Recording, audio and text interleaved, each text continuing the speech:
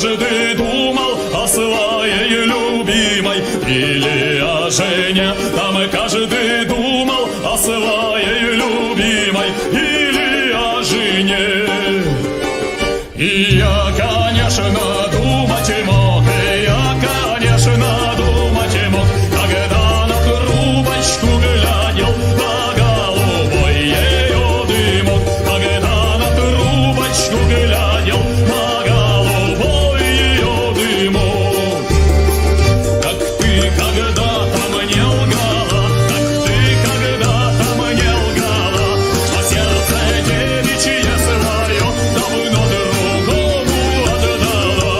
Сердце девичье свое давно другому отдала.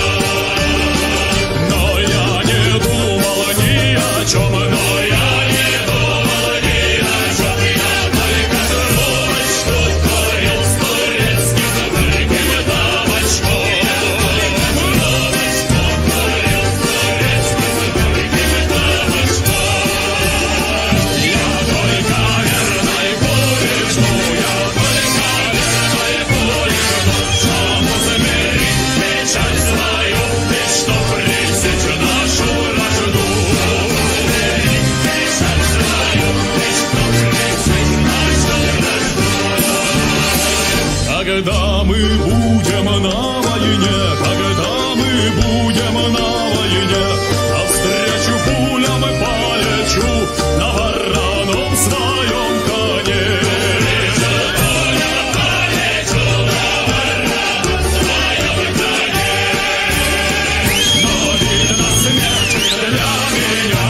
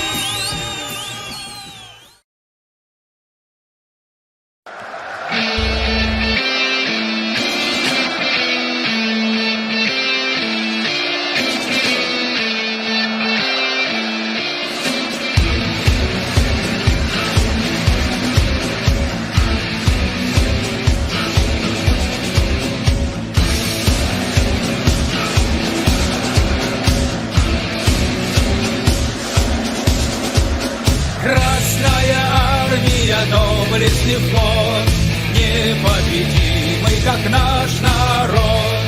Ведь от тайги до британских морей Красная армия всех сильней. Да будет красная непобедима на страже Родины родной. И все должны мы неудержимо идти на справедливый бой.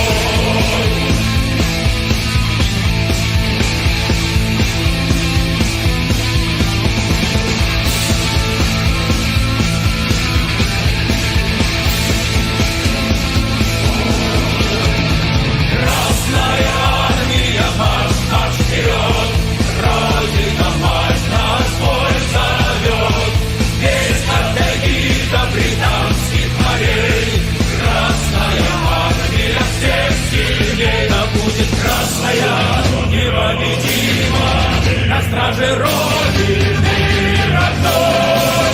И все должны мы неудержимо идти на справедливый бой. Да будет красная непобедима на страже Родины родной. И все должны мы неудержимо идти на справедливый бой.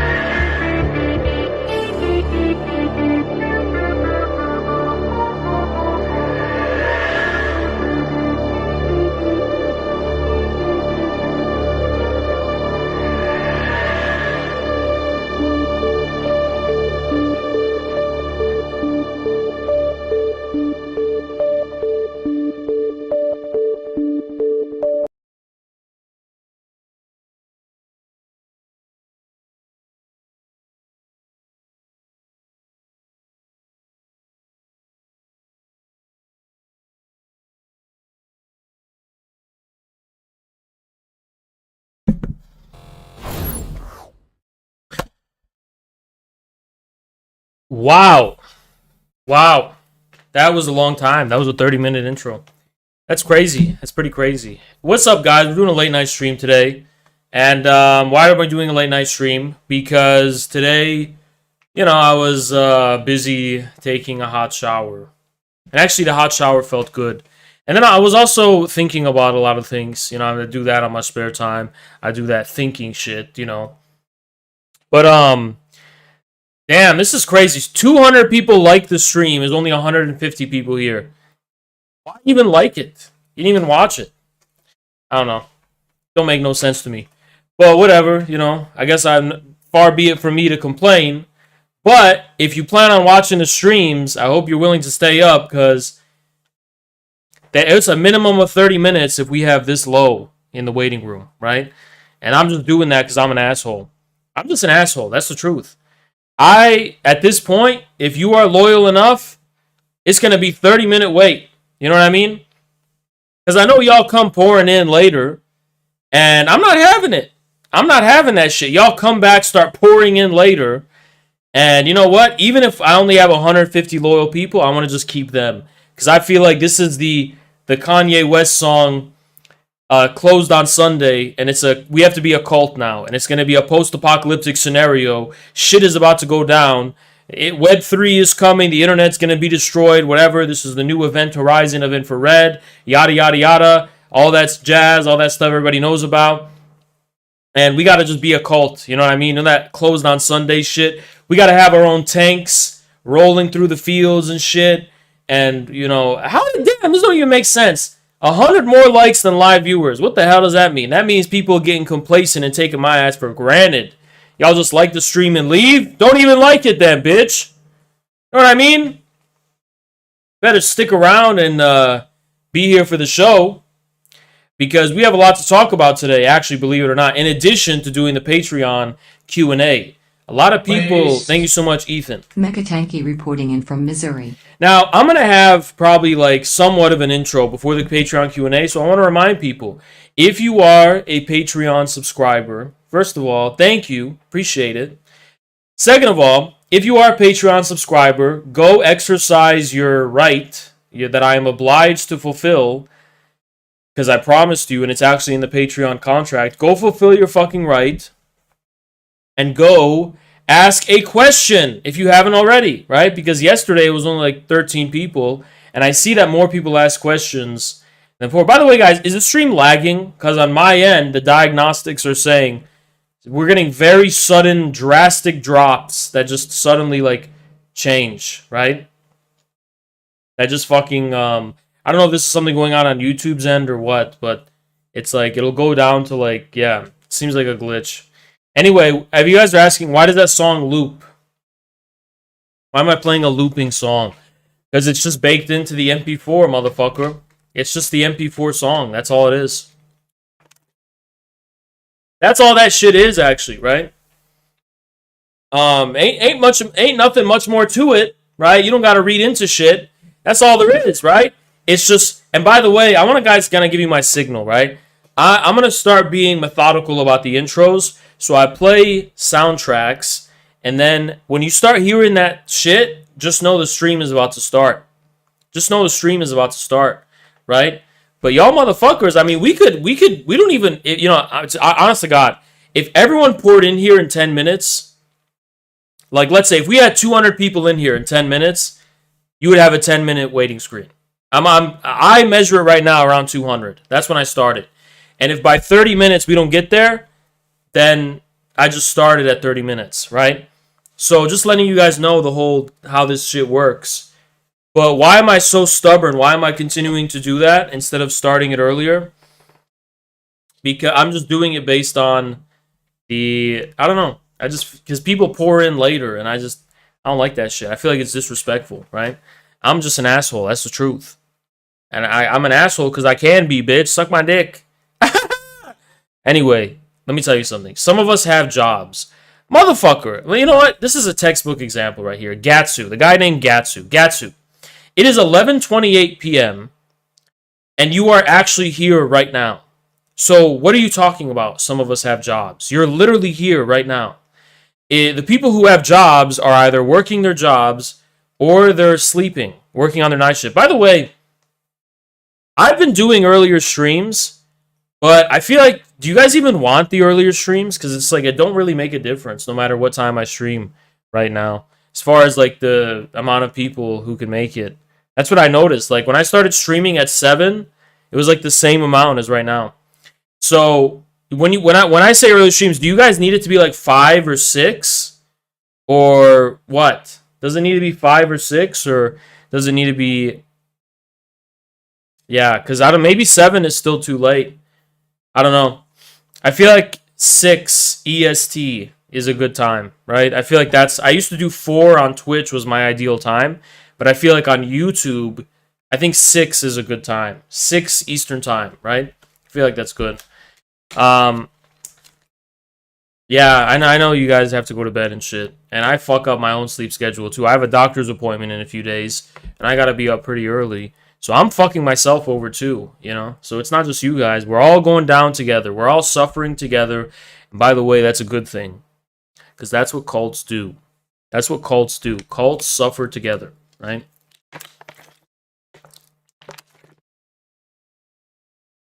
This is indeed a cult. Welcome. Welcome to the cult. This is a cult headquarters, actually. And this is the cult. And actually, there's about 49 people who live here with me in my compound. And they all sleep in a refrigerator, a giant refrigerator that I have. And I'm like torturing them, preparing them for the toughness of the coming American Civil War. And, you know, they don't really do much. They just stay in the refrigerator. And all my food is still there, my yogurt and my milk. It's just a really, it's like a giant room that's a refrigerator. And I have 49 people on these like, you know, they're not mattresses. They're like these sleeping bags that they all sleep on, like packed like sardines, back to back. And I make them fucking do that to toughen them up. And all of them are on their phones. And they're watching the infrared webcast whenever I go live. And they're right there, actually. You can't see them, but they're right there. The room is right there. It's right in front of me. Hey, guys! How you guys doing? How you guys doing? Man, Hans, it's cool, man. Shut up, bitch! Did you learn nothing? They've been here for like 45 days. And, you know, they're getting around to it. They're getting around to it. But the discipline, you know, it's just some tough shit we got to do, right? This is no time for playing games. This is no time for horsing around. It's no time for messing around. You know, we need the actual discipline. Actually, I want to talk about that. And I'm thinking always, what does it mean to be a communist in America, right? What place does communism have in this country? What does it mean to be a communist? And I'm kind of on that cult shit in a strict sense of, to be honest, I'm not going to go near you motherfuckers. I don't know how y'all smell. I don't know who you are. I like you guys who came to the Schiller conference. Y'all were great. Y'all were super cool. But as a whole, I'm not going to have a compound, right? That's just a joke.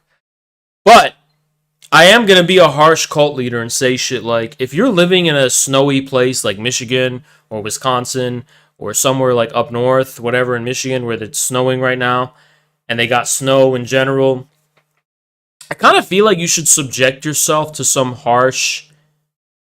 First of all, is there anyone in infrared who takes hot showers? Because I just want to know who I have to ban. I take cold showers every single day. Today I took a hot shower as a form of therapy. Why did I take a hot shower today? Because I've been taking cold showers for the past like 2 weeks. And today I was out of whack a little bit mentally and spiritually. So I took a scorching hot shower to bring me back to a sense of fire and warmth. Because I'm a very cold person. And I don't really have warmth in my life, actually. I have just a lot of coldness in my life. So I take a very, very hot shower just to refocus my mind on the hotness, right? But that's an extreme exception. That is not something people should be doing regularly. You should not be out here taking warm or hot showers. Every day you get in the shower, I want you to fucking wash your sins off by taking a cold shower. And I'm speaking to men here. As far as women are concerned, I don't know what's up with you guys. And I don't know like what showers you need to take. You can consult, I don't know. I can't really say anything. If you're a man and you don't take cold showers, you are growing gyno by the day. You need to take cold showers, right? Okay, if you have here's the exception, Andy. So you always got to point out there's an exception. Okay, I'm saying as a generality, if you take hot showers just for the luxury of it, you're not prepared to be an American communist, period, right? Can we bring back this idea that American communists have to be tough? And what do I mean by tough? I don't just mean aesthetically pleasant. That's important too. Like, you got to go to the gym, you got to look fresh, you got to have style, whatever. That shit is important. But in addition to that, you also got to be really tough. What I mean really tough? You got to be down for shit. You got to be willing to, you got to be able to take a punch. You got to be able to endure hardship. You got to engage in sacrifices on a spiritual, personal level, in dedication to your commitment. And that's what I've done my whole life, actually. The gym was an example of this. I never actually started going to the gym to look better, if you can believe it.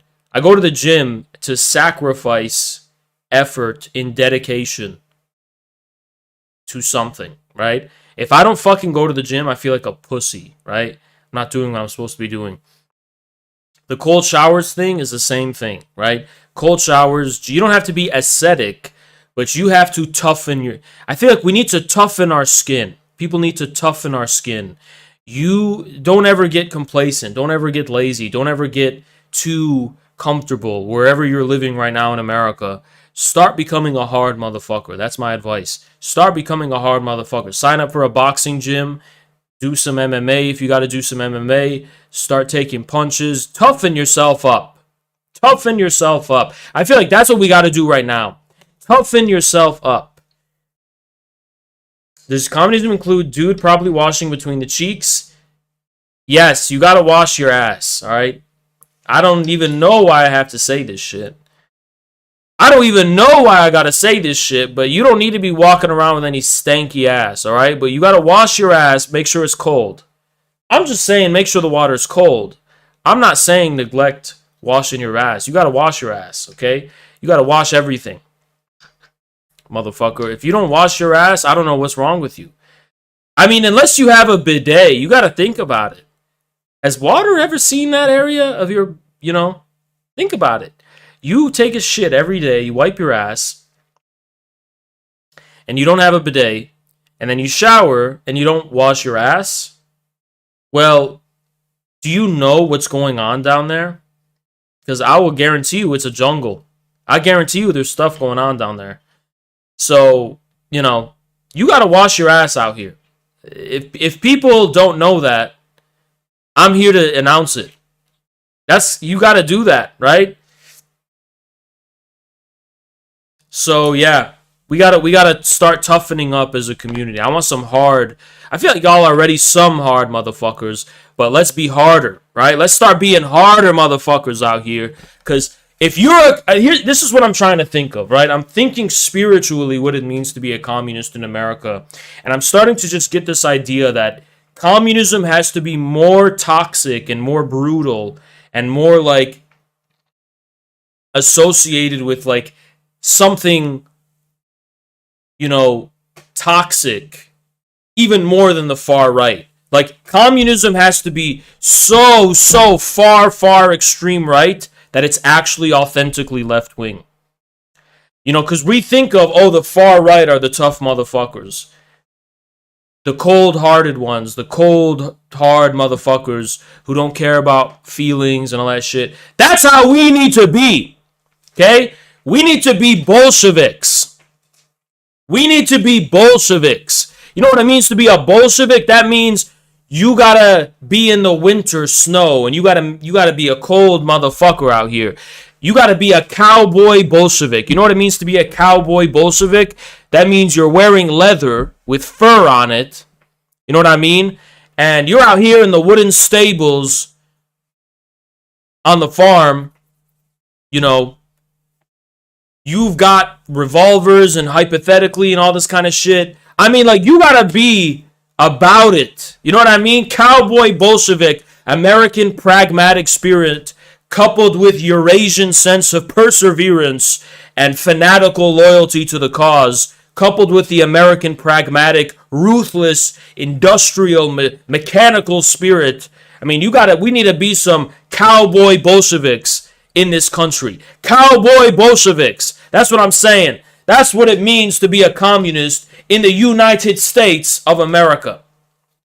Wild. This is the wild motherfucking West. This is Jack London socialism. This is Jack London socialism. This is the wild, wild motherfucking dog eat dog Wild West. And we don't have time. Let me tell you something. If you cannot survive in federal prison in the South, you are not a communist. If you can't be tough, and if you can hold your tears every night in state prison in the South, or even federal prison is not as bad, in state prison in the South, then you're not a communist. This is some, you know what I mean? This is real shit. Why am I saying this shit, by the way? I'm saying this shit because motherfuckers need to harden up, because it's a tough time ahead. And I can guarantee you it's a tough time ahead. And let me explain to you what I mean by this communist discipline that's so important. Why am I emphasizing it so much? And why do I think it's so important? I think it's really important, specifically in the current context, because when you do not constantly subject yourself to harshness, and when you do not temper your senses like steel, like a Bolshevik does, I feel like that's how motherfuckers can end up in a position of class complacency.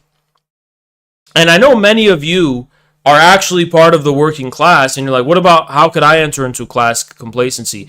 Because you need to be the most advanced section of the working class, which means you need to be the person who can't be bribed with leisure and small pleasures and shit. There's nothing wrong with indulging in those, but you have to be mentally in a state where you are a tough motherfucker. Like, you are someone who can witness the destruction of the American empire and survive. That's the kind of person you need to be. You need to be the type of person who's going to survive when all this collapses. That's what I'm trying to say. Even if you're a member of the working class, not everybody's ready for that. They're the most ready for it, but even they take things for granted, because at the end of the day, America is a very privileged country, isn't it? Compared to the rest of the world, it's very privileged out here. America's a nice place. It's a nice, safe place. Thank you, You're the PJ. first Appreciate you. communist I've ever met who wants what communism actually has been, historically. Yeah, thank you so much, PJ. Appreciate you so much. Yeah, I mean, what I'm trying to say here is that America is a nice place to live. That's why so many people immigrate here, because, look, as much as the working class has hardened their senses compared to the ruling class, right, it's still better to be a working class American than to be working class in Guatemala or El Salvador or, you know, even in Russia or something. I mean, America's a nice place, right? And if you're the most advanced section of the class-conscious proletariat, thank you so much, Destiny, appreciate you. If you are the most advanced section of the class-conscious proletariat, you need to be the person who's even tougher than the average worker. You need to be the person that people go to when shit hits the fan. When you're in your community and shit starts breaking down, people need to go to you for basic skills, survival skills, all that kind of shit. We need to be a doomsday cult. That's what we need to fucking be, right? That's what I believe in. I believe in cowboy American Bolshevism. And I believe in hardening your fucking chest to the coldness and brutality of this fucking world. That's what I fucking believe in, okay? Like the preppers, but different from the preppers. I mean, I don't know if this is legal, but hypothetically, even fucking, practicing for getting waterboarded and shit. I mean, I'm saying hardcore, right? Being out in the cold fucking forest with no shirt on and figuring out how to fucking start a fire and shit. We need to learn this kind of shit, right? People need to be cold, right? Stalin escaped Siberia. Okay? Stalin escaped Siberia. And he had to fight wolves and shit. He escaped Siberia. Thank you so much, Cracked You. I don't know if I thanked you. He escaped Siberia, and he had to face wolves, right? Who were circling him and coming after him and shit. I mean, it's like you need to be on that level in some sense. Because being a communist, being a revolutionary, it means you've got nothing to lose. You're a hardened motherfucker. The most important thing about being a communist, I think there's two things. Or maybe three things. Yeah, read Call of the Wild, all that kind of shit, Jack London. Maybe three things, right? Three things I'll emphasize and three things I'll say, right? So, here's what you need to do. The three things I'll emphasize. As far as the prerequisites of being a communist. First of all, you need to be sober like the yogi. Which means you need to be mentally tough. You need to be philosophically tough and sentimentally tough. That means you need to be stoic in some sense and not be a hyper-emotional person who's crying all the time. You need to have the sobriety of materialist consciousness, communist consciousness, which means no fanaticism, no crazy adventurism, no wet diaper socialism where you go out on the street and scream at people for disagreeing with you. You need to have this basic you have a hard, realistic outlook ideologically. I think most of you are starting to develop that, right? Great. Okay, the second thing you need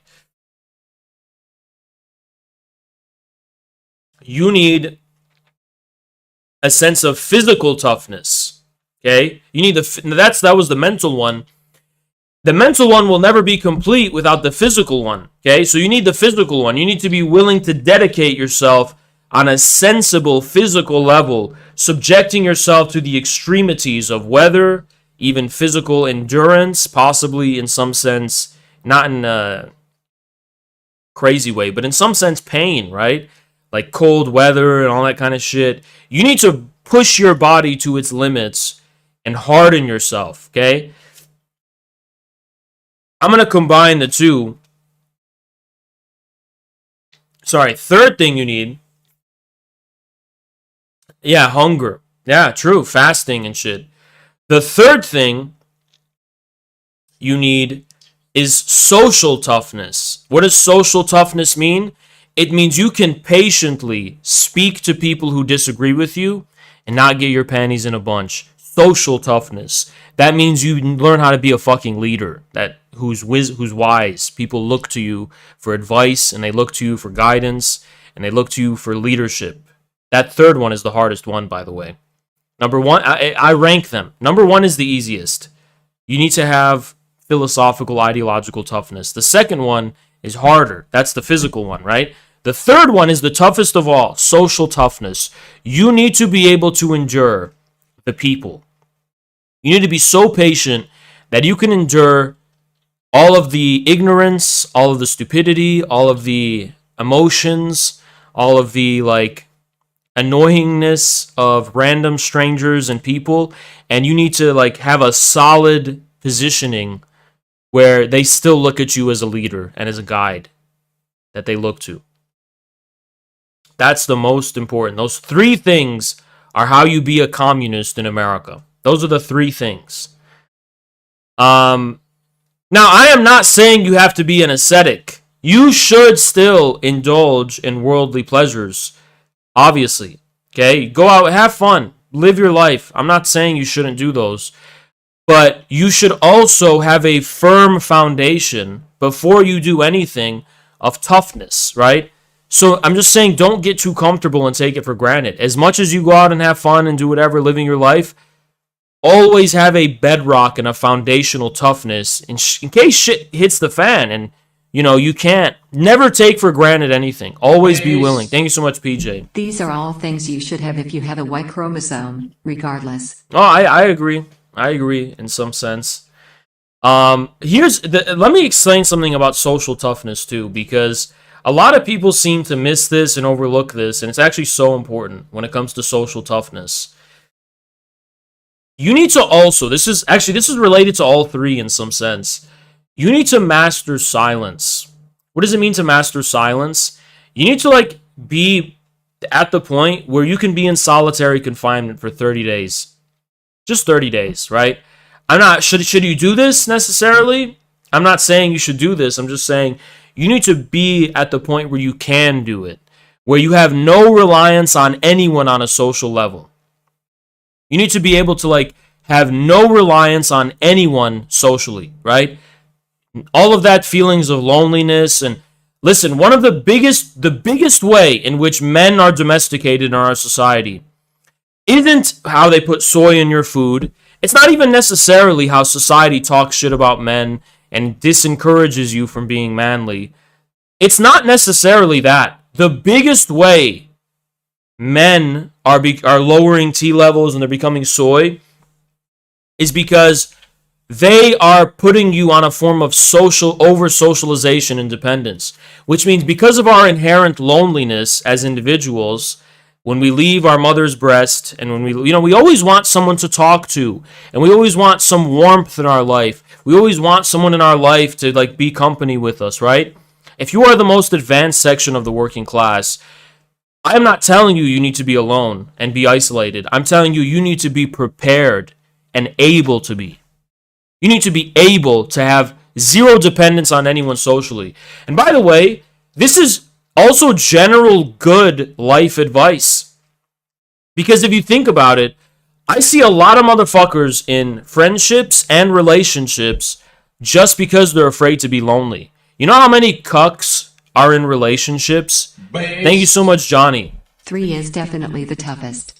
I think you need to humble yourself Yeah. in order to make 3 easy. 3 is the hardest. You're definitely right. Thank you so much for the 7. But let me tell you guys something, right? You know,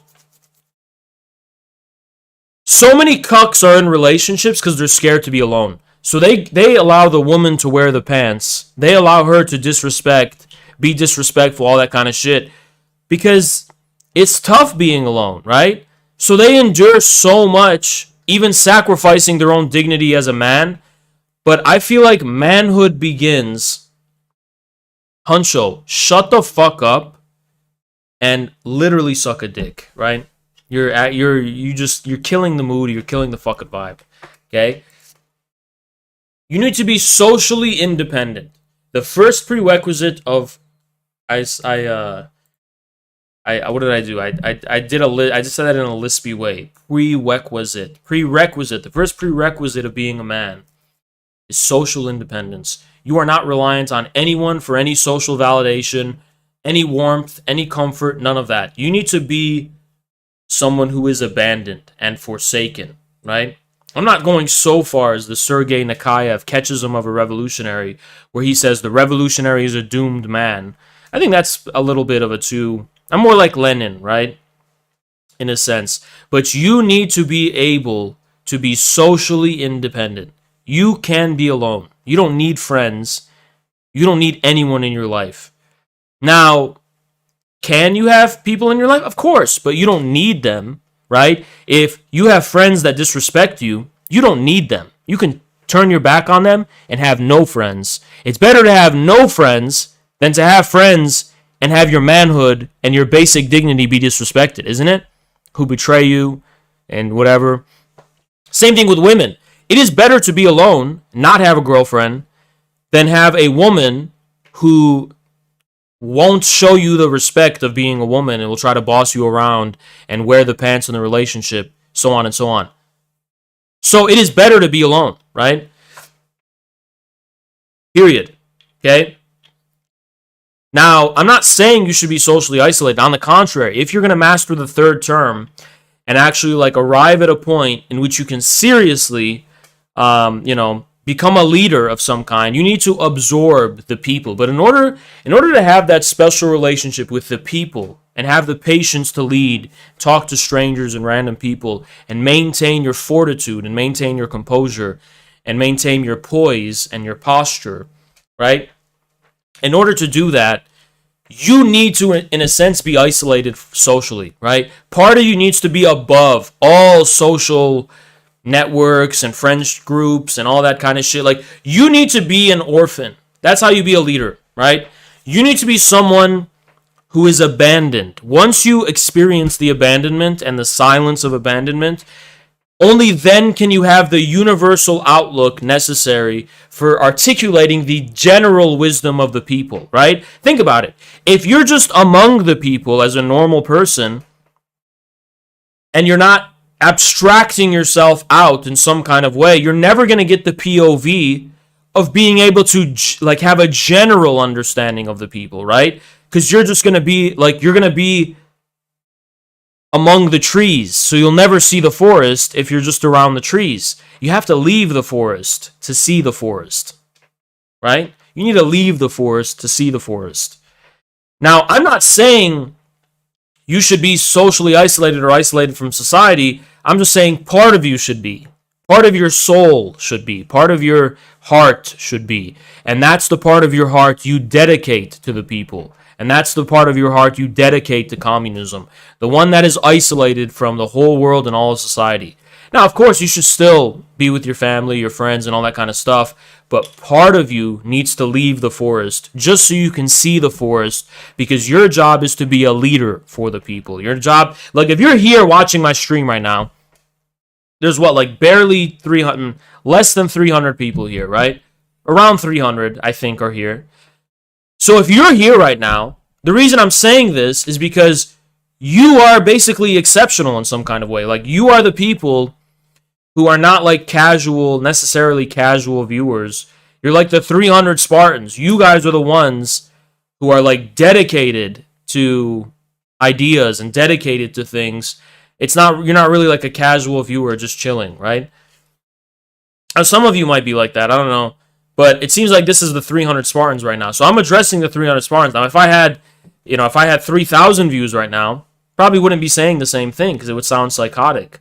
But I can tell you guys this because even 300 people is not a lot in terms of how many leaders does a communist movement need in America?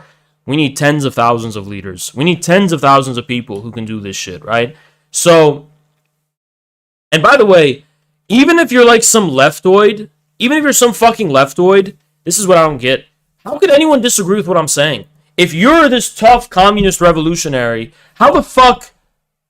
If you're some communist revolutionary, I'm going to overthrow it. How the fuck can you not be a tough person? Emotionally, physically, spiritually. You need to be like extremely tough. You're talking about a revolutionary war against the ruling class and the state. I mean, you're going to be... Look what... Okay, you need to be able to endure, at minimum, what the people in Guantanamo endure. Right? You need to be prepared for that. Because that's what's going to happen to enemies of the state.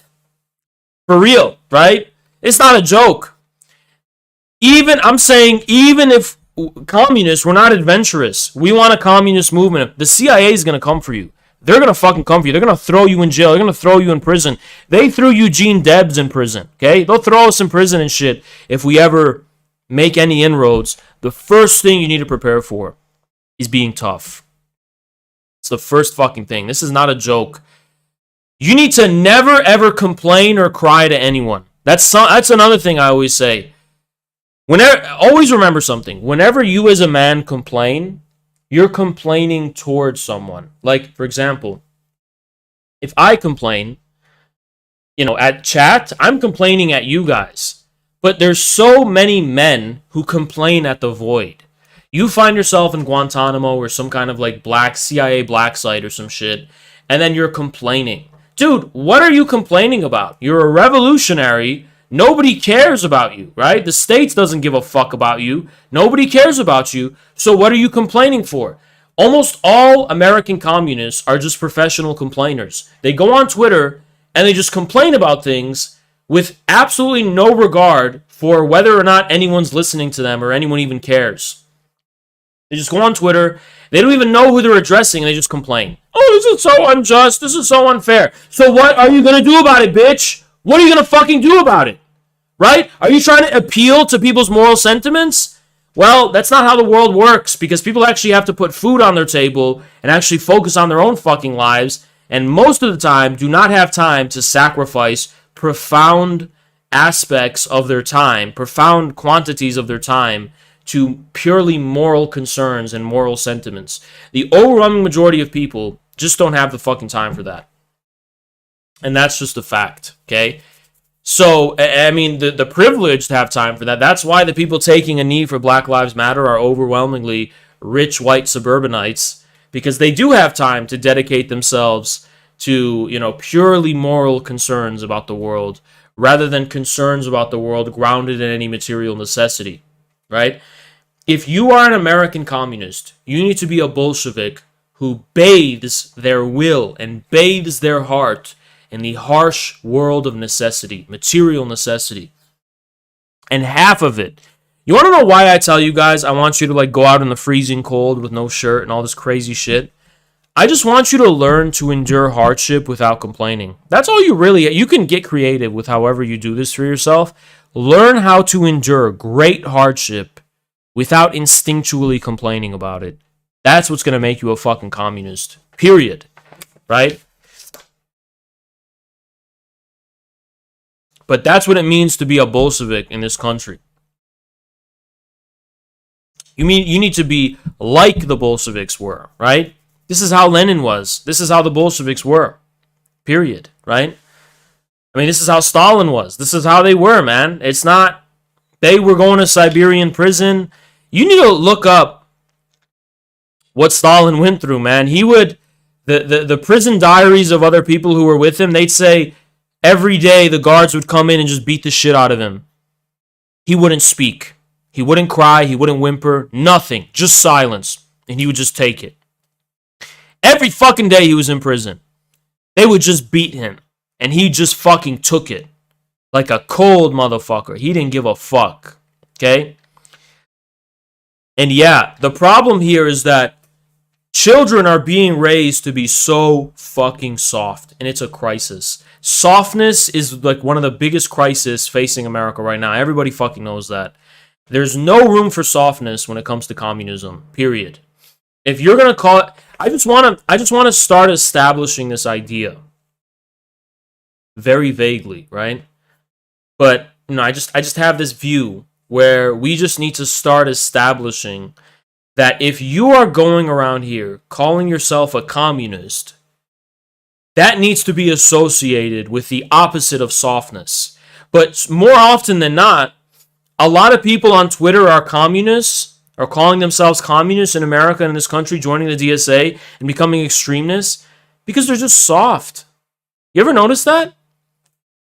It's like communism has come to be associated with a squealing, screeching, bleeding vagina.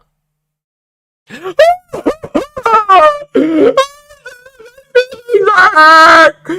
living on stolen land. I'm a communist. Man, what are you talking about? That's not what communism is. That's not how Stalin was. That's not how Lenin was. You gotta be a hardcore motherfucker who endures hardship without complaint. That's what it means. You gotta be cold, man. You can't be soft. You gotta be hard, man. If you're really serious, you're calling yourself a communist. This ain't a game, man. Know what I mean? These motherfuckers are soft, and look how much viciousness they have to show for it too. They're cold-blooded, cheering on people's murder, not because they actually know what it means to murder someone. Thanks so much, Tankus. Stalin used to get beat by his father, so that's probably why he didn't cry when the guards Yeah, beat him. I want to address someone named Cold Empanadas right now. Now, if you don't know Cold Empanadas, this is a scumbag who cheered on the death of Dario Dugina and made light of it, and still does, by the way, right? And now I'm on YouTube right now, so I'm not speaking on anything. I'm not saying anything. I'm not gonna talk about it, right? I'm not gonna talk about it, but I am going to look at the camera and just remind the world that we don't forget. We did not forget that. And I'm on YouTube. I'm not going to say anything much more than that, right? I'm not going to say anything more than that, right? But, oh, did Jackson raid the stream? Thank God he saved the stream. Thank you, Jackson. Appreciate you, man.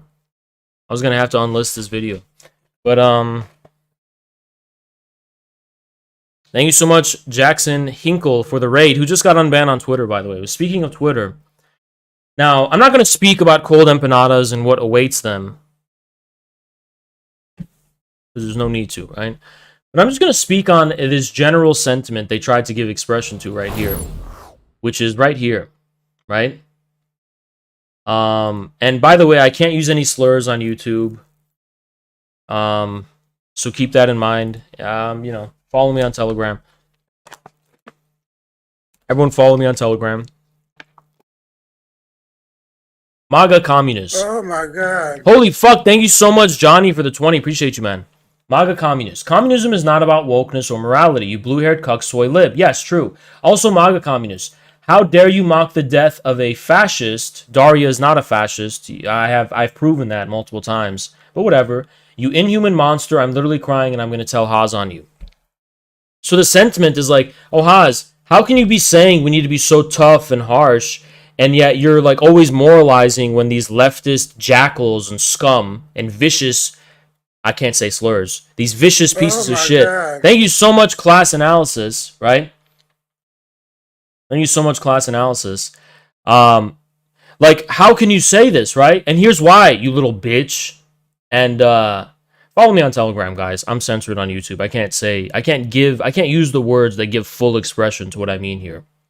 But here's why, cold empanadas. Because you're not about it, you little bitch. Neither are any of your leftist friends. Thank you so much, Amix. Appreciate you. None of you are about it. None of you know what it means to take a human life. None of you know what it means to face the consequences of someone getting murdered in front of you. You don't know. You would not be able to sit in front of a father whose daughter got murdered and do anything but tremble. You're a fucking coward and you're a fucking fraud. You have distanced yourself and you've alienated yourself from the harshness of this world to such an extent that on the internet you desensitize yourself to people dying as if it's a fucking video game. But that's only because you're sheltered. You're just not tough enough to understand what death means. Now, if you were a tough motherfucker, thank you so much, MJ. If you were actually a tough motherfucker who understood what it meant to take a life or lose a life or risk your own life, maybe it would be different. But those people don't take death lightly at all. Those people don't even speak about it, right? These murderers and killers in prison, when they get out, you think they're bragging? They're not, dude.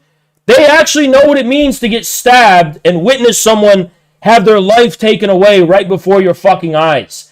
Now, I know there's a distinct possibility that these chazoid leftist pieces of shit can very easily desensitize themselves to murdering someone in person. I predicted that. They are going to do that.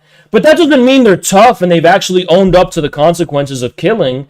It means they've entered mental psychosis. It means this guy, Cold Empanadas, can go up to someone and stab them right in the heart and look at them, and he doesn't even understand. He's repressing.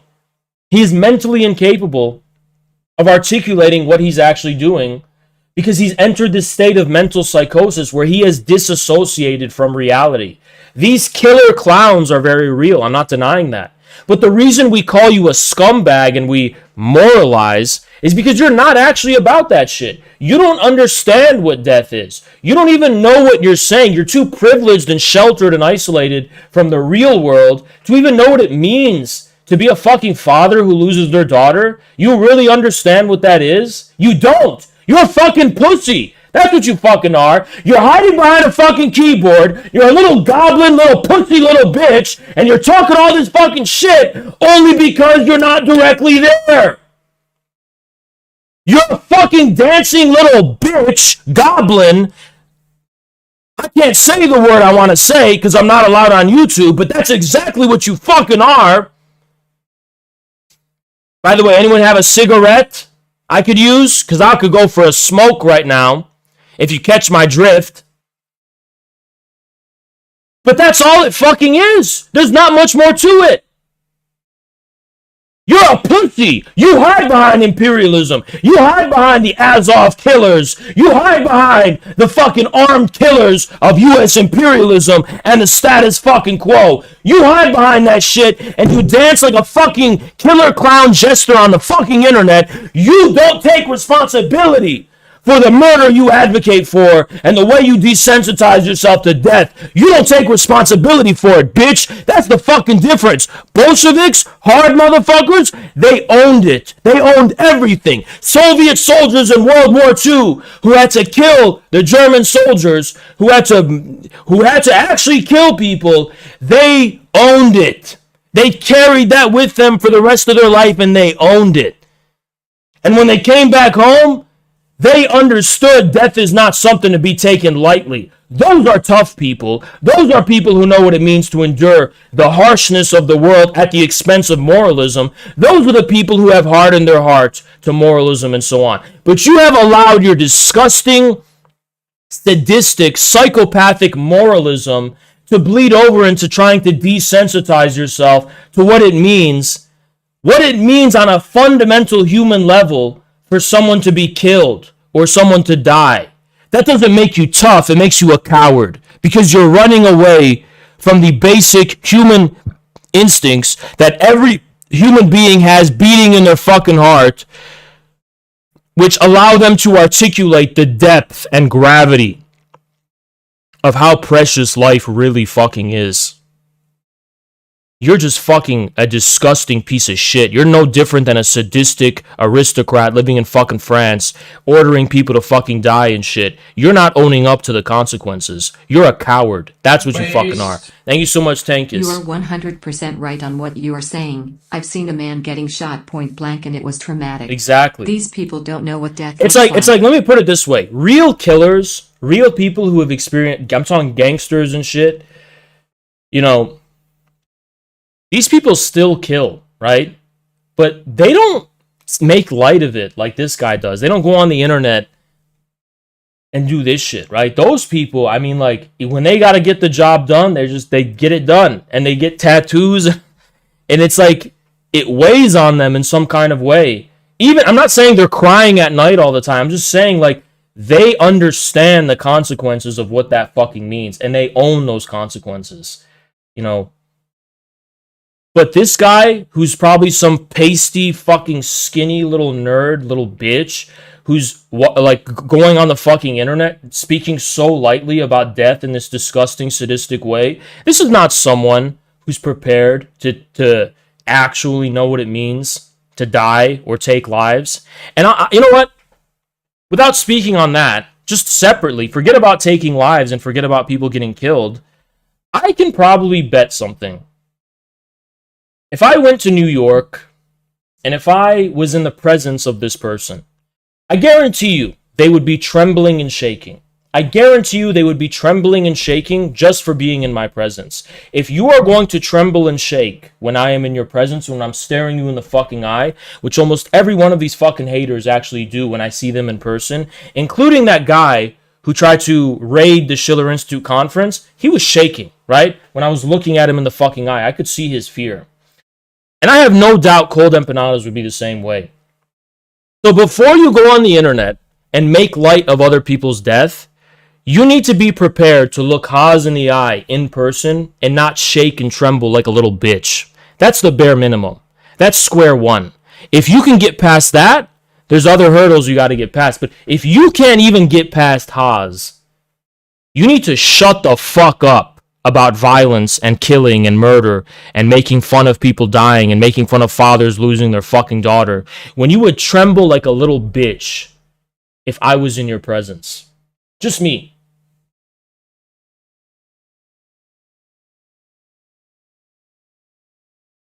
And it's as simple as that. It's actually as simple as that. You need to shut the fuck up about this shit. If you're so much of a pussy that you would even be scared to get hit, right? Could you go out? This guy lives in New York.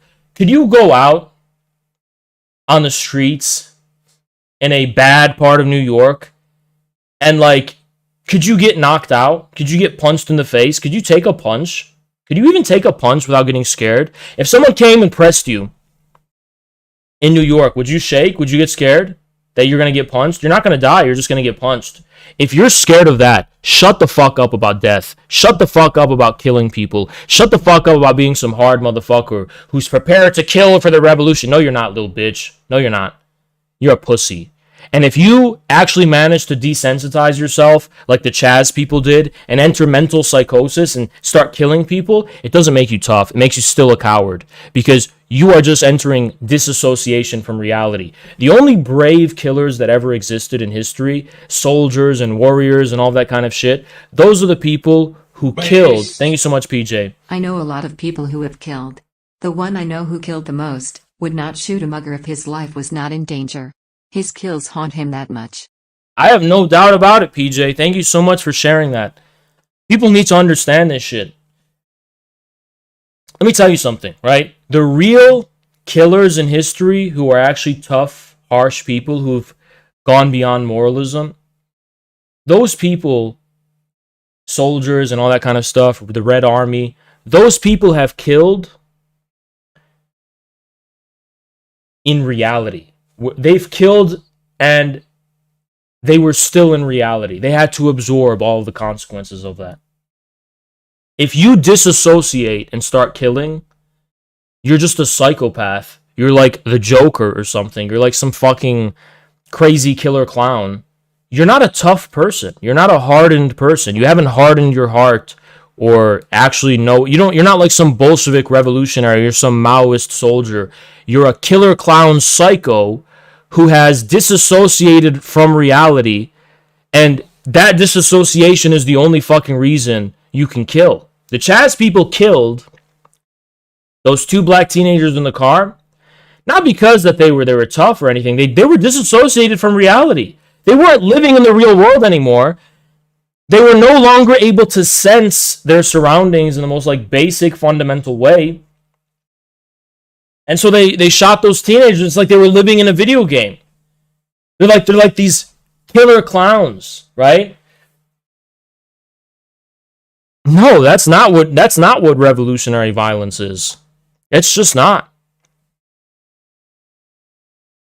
Yeah, being a psycho, that's not tough. That's not cool. That just means you've disassociated. That, it just fucking means you're like, like women can do that too. That doesn't mean they're tough. A tough man who can take a life also know what it means to take a life. They're not disassociating from nothing. They're actually doing it. And they let that weigh on them. That's what it means. And that's why anyone who's ever had the misfortune of ever having to kill anyone, whether it's a veteran soldier, I know it's increasingly rare nowadays because they're killing people with drones on video games, or it's a gangster from El Salvador or something. I mean, the first any gangster in America, these people will tell you who've actually taken lives as men, they will say it's no good. They don't want to wish that on anyone. That's nothing to celebrate. It's nothing to laugh about. It's nothing to joke about. It's nothing to smile about. It's a horrible, horrible fucking thing. It's a horrible, horrible fucking thing. Because as human beings, this is not moralism. This is nature. This is how God made us in our materially beating heart, right? In our materially beating heart as human beings, we were created with the implicit, intuitive, unconscious acknowledgement that life is precious. That is a fact of being. That's not moralism. That is something innate. That's innate in us. That's instinct. That's the same instinct that drives us to fill our stomach with food and water. That's an instinct. Just like how drinking water is not moralism, acknowledging the preciousness of life is not moralism. And so they decided it's better not to have hearts at all. Exactly. A hardened heart still beats. And it is innate and God-given for human beings to understand the preciousness of human life. That is not moralism. Moralism is when you contrive some encyclopedia of complaining to strangers and to whom it may concern that you think the world is unjust or unfair. Moralism is when you forsake material necessity in the name of some contrived morality. Is it materially necessary to kill sometimes? I'm not talking about as an individual, just on a general ethical level. Of course it is, right? And the state agrees with me because the state has police and the military. So I'm not saying anything scandalous right now. Every civilized country, every modern country agrees with me. There are situations in which it is necessary to kill, right? Now, that necessity doesn't mean it's a nice thing. Doesn't mean it's something enjoyable. Doesn't mean that. It means it's a fucking tragedy. Even according to the ethics of American statehood, according to what they say, when police or the military have to kill people, it's a tragedy, right? Because those are criminals and someone's life is in danger and it needs to happen. That's a tragedy. Okay? That's nothing short of a tragedy. Now, I am curious where the fuck the chat is. Is there still a chat? Here it is. Okay, cool. Yeah, that's material necessity. Okay, that's...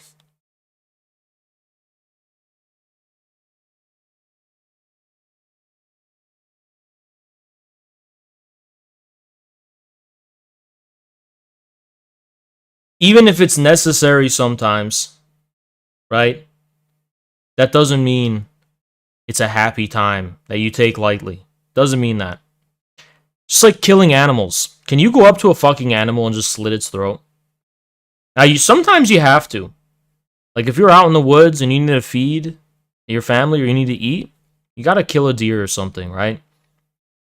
But here's what separates a human being from a fucking psychopath, right?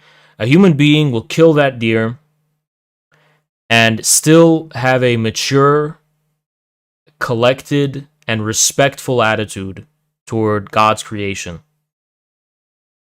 And when they kill that deer, it will remind them of the preciousness of human life and just how little separates us from animals and how much we have to be grateful. You know. Now, but on the other hand, if you kill the deer and you're like, ah, fuck this deer, and you're like, you're laughing and you're enjoying it and you're whatever, you know what I mean? That's very different. Completely different things. You know? Completely different things. Now, imagine talking about human beings, right? This person, let alone a fucking deer, this person goes on the internet, despite being a pussy in the real life, okay? And pretends that they're a hardened person who is, you know, totally able to speak about death and murder. In reality, this is a trembling pussy who would shit their pants if I just stood in front of them. Guaranteed. Even if I'm much shorter than they are, and they're like 6'5", they would still shit their pants. Why? Because it's not every day you actually encounter a real motherfucker who's going to stare you in your eyes and remind you that he's about it. And that's me. That's me. I'm actually about it. I think this person would shit their fucking pants. That's what I think. I think they would really shit their pants if I was just in front of them, staring at them. I'm not going to say, you know, whatever. We're going to move on from that topic because there's not really much more to say. But, you know, we have a good memory in this community. We have a very good memory. We have a very good memory here.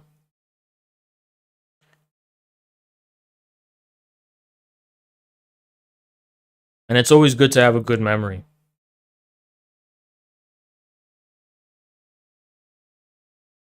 Now, we're going to talk about the actual topic at hand, and then we're going to get into the Patreon Q&A. The actual topic at hand has to do with something I've been thinking about, which is the question of American Eurasianism, which sounds kind of weird, right? Because America's not in Eurasia, and America's part of its own continent, North America. Why should Eurasianism have any relevance in the United States of America?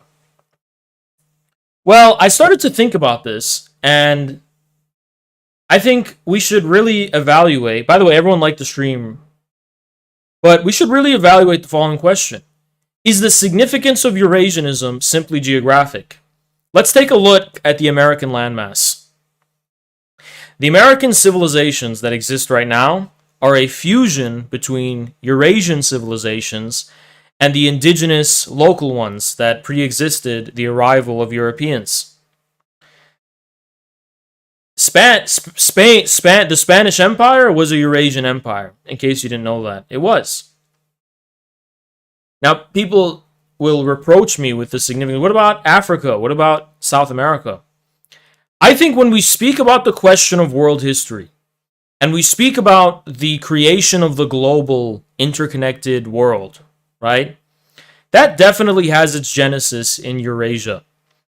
Africa and South America interacted with Eurasian civilizations and fused with them in various degrees. African civilizations, I think, indigenously emerged, just like the South American ones, independently of the Eurasian contact, right? But it was Eurasia and Eurasian history which ultimately united the world, and just in a sense of this one human world, this one human community. So I'm not here to undervalue the contributions to world history of African and South American civilization. I am just trying to acknowledge there is a privileged significance of Eurasian history in creating this idea of world history, right? And when you look at it from that perspective, Eurasianism is not just about some local, it's not something local to Europe and Asia. Eurasianism is about the foundation of the actual modern world. Now, if you're in Africa, obviously, should you be a Eurasianist? Well, it depends on what that means, but if you combine African civilizational, like uprising, right? The African civilizations being revived and continuing their path of development, combined with modern technology and modernity, that is in a sense Afro-Eurasian. And the same thing is true. African civilization influenced a lot of Eurasian civilizations. Absolutely it did. Egypt, that's Africa. As much as Egypt was Eurasian, it was mostly Africa, especially in its origins. So you're absolutely correct. But why do we say Eurasia? We say Eurasia because it's mainly along the Mediterranean on the one hand, and the nomadic steppes. So there's two kind of like hotspots: the Mediterranean and the steppes, right? And that's pretty much the origin of unified humanity and world history. I'm not saying world history taken in the sense of like all human history, but in the strict sense of like the way in which the world seemed to unite and come together in this kind of universal state, universal empires. That was a product of that specific line of development. Now, Africa's contribution is very clear. So is South America's contribution, and the Americas in general. That's a very clear contribution, right? But the reason we call it Eurasian is because of the origins of Eurasianist theory, which actually is a really real school of thought. So, Eurasianism should be understood like African civilizations renewed, combined with newfound geostrategic and economic deals with China and military alliances with Russia, for example. That is Afro-Eurasianism. Same thing with South America in regards to the Hispanic and, Portuguese, the legacy of those empires. The local indigenous civilization combining with Eurasian civilizations, right? So what we're really talking about is Eurasian Americanism. Eurasia is still the center of the world. Even though we're in America, American history, Eurasianism, is an irreducible part of that. Now, if you want evidence for this, Just think about think about American foreign policy the past 20 years. It is hyper focused on Eurasia, the Middle East, Central Asia, Europe. It is hyper focused on that. Why? Because our destiny, as Xi Jinping pointed out, is interconnected. And American imperialism recognizes that, which is why it attempts to exert some colonial stranglehold on their Eurasian heart. Something pretty unique, right? Which is actually, we're very serious about it, building a literal and metaphorical land bridge on the Bering Strait connecting Alaska with Russia. That is actually how the indigenous people of the Americas arrived on this continent. It's a beautiful form of poetic justice, and it will establish a cultural, economic, political, social, and even ethnological connection between Eurasian civilization and America. Currently, the connection between America and Eurasia is through naval power. We sail, from the Atlantic, right? So it's an Atlanticism. And then our Pacific orientation is still in the blue. It's still based on the Navy, okay? America will become a Eurasian land empire as soon as our connection to Eurasia is primarily based on the Bering Strait. A determinate, definite land relation rather than the abstraction of maritime sea power. Yep, that's the sea versus land dialectic. Now, there's another significance to Eurasianism that extends even beyond building the land bridge. And I'm going to talk about that as soon as I go take a piss, because I've been holding it for a while, and I really need to piss. Okay? So I will be right back.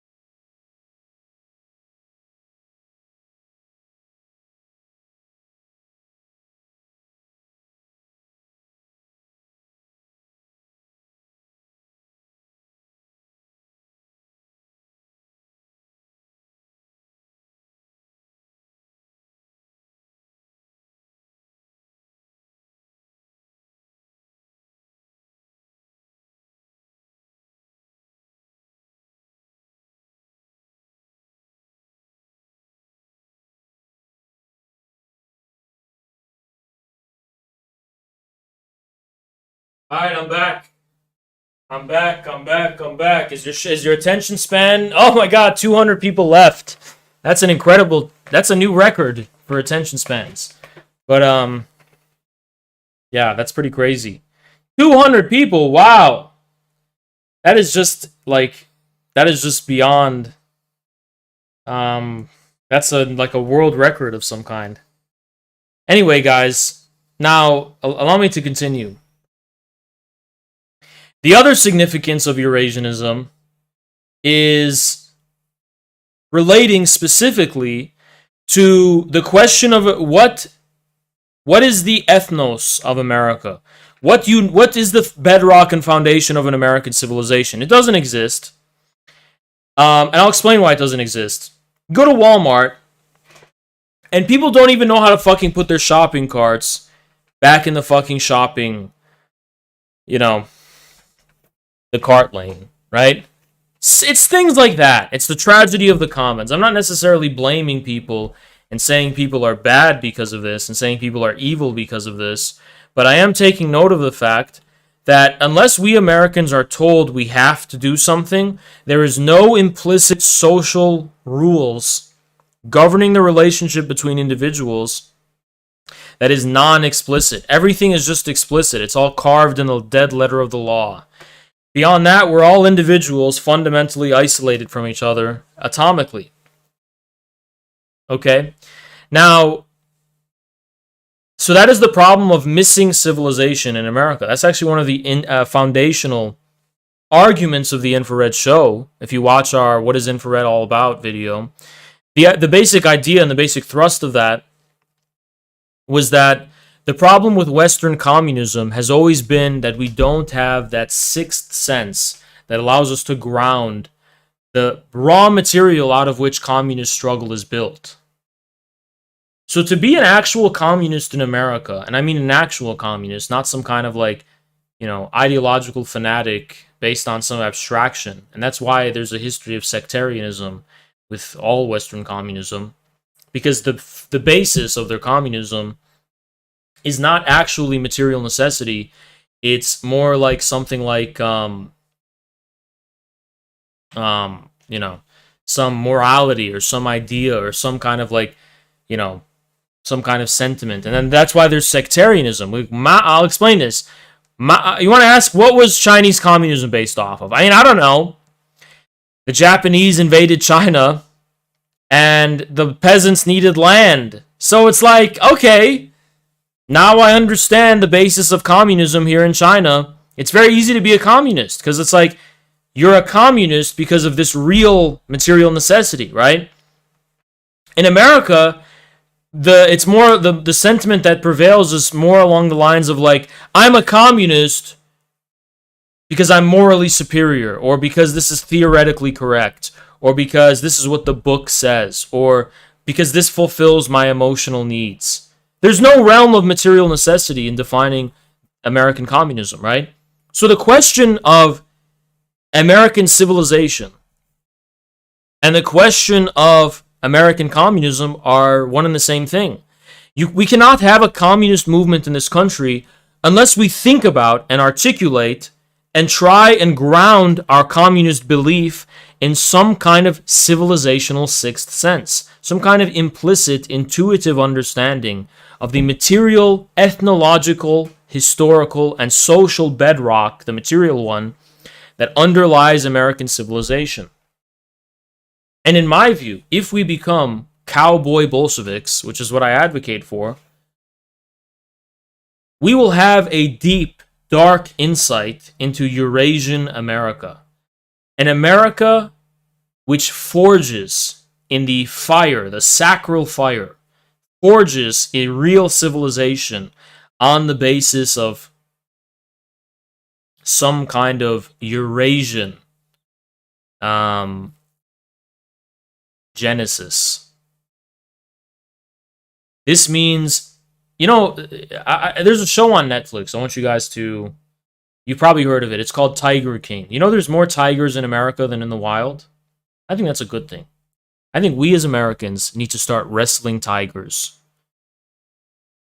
When we wrestle tigers, I'm not evoking Julius Evola for all the paranoid retards, by the way. It has nothing to do with Ride the Tiger or anything like that. But that's the Siberian tiger, right? We wrestle as we toughen ourselves by fighting the Siberian tiger. And by the way, fighting the Siberian tiger doesn't mean a war of extermination. It means forging our soul through that battle, becoming the Siberian tiger, right? The American cowboy Bolshevism must absorb the brutality, the mythical violence that is the foundation of a Eurasian civilization. The first step is this dark, cold insight of the American frontier and of the American heartland, right? The second step is perceiving out of this chaos that is material America. It is an inherently chaotic reality, right? You have official America, the United States of America, the federal government, and the local state government.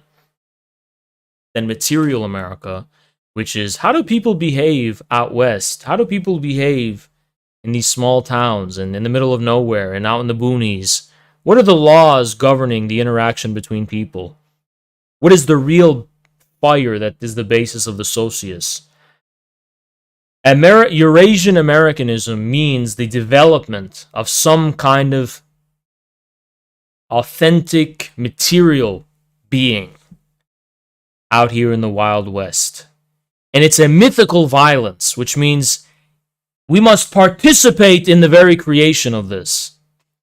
When I'm saying something pretty crazy, I'm not just saying that as American communists, we need to be political leaders. We need to be leaders.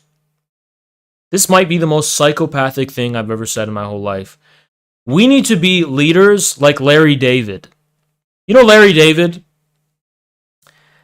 That guy walks around and he just like tries to change basic norms by complaining about them. He'll go to like a hot dog stand and he'll be like, "What? This is how you make your hot dogs?" No. And he'll go to some whatever. Now I'm not saying we should do that and complain. I'm just saying we need to like be the firm bedrock of being like not only trendsetters stylistically, but like having an implicit understanding of the laws of social intercourse and honor. Honor is really what I'm talking about here, right? Now, here's an example of this I'll give. I used to have mainly a white friend group, okay? Well, not really, actually, but culturally white, I guess. And it was like half white, I think. I don't remember that much. And they did not have an implicit sense of honor when it came to like basic things that like other people would. Specifically, when it came to relationships, like, is cucking okay? Is it okay for her to do this? Is it okay? Should I say yes to her going out with her friend? I don't know, her like male friend. Just things like that. And I would like, they would come to me for advice because when I would explain it to them intuitively, I'd be like, it would snap for them, right? Honor. That's what it is. Honor. Now that's just for relationships, but it could be for anything else. Like, how do we treat the elderly, right? How do we treat women on a general level? Like, you know, we should probably open the door for women and shit, right? And open the door for the elderly, you know. We should, you know, I know I'm misogynistic and shit, but unironically, shouldn't we have a culture that says, yeah, we have to protect women. Women are not strangers. If you see a woman walking alone on the sidewalk and somebody's harassing her, or, you know, she's whatever, that's our business, right? As men, for example. So it's like things like that, you know? It's basic things like that. How do you go on a date with a girl who has a father? You know, if you're in high school, you're both in high school, or if you're in college even, and she's living at home, how do you like deal with the dynamic between I want to be her boyfriend and you're her father? I've noticed in American culture, I'm not saying Americans are inferior. I'm just saying we're like a blank slate. It's like it's a tabula rasa blank slate. Like, there's really no way, there's no norms governing that, right? It's like the boyfriend and the father fight or something. But if you have a sense of honor, the basic idea is that you go to the father and you ask him permission. You go to the father and the mother and you ask their permission. That's the basic idea. I'm not saying like, I'm saying if you ever meet them, right? If you can secretly go on dates and shit, whatever. That's what Arabs do too, by the way. But like the minute you're in the presence of a woman's father or her mother, you have to like bow to them in some sense. You need to like show them so much respect and basically ask their permission and show them a deep level of respect. You know, firm handshake. And if they need help around the house, You got to help them around these kinds of things, right?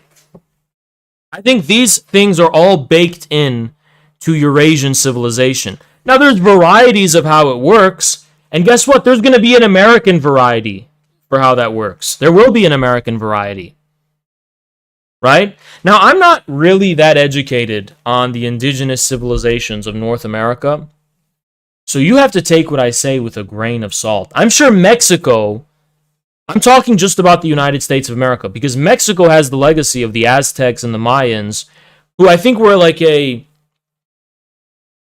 proper civilization, right?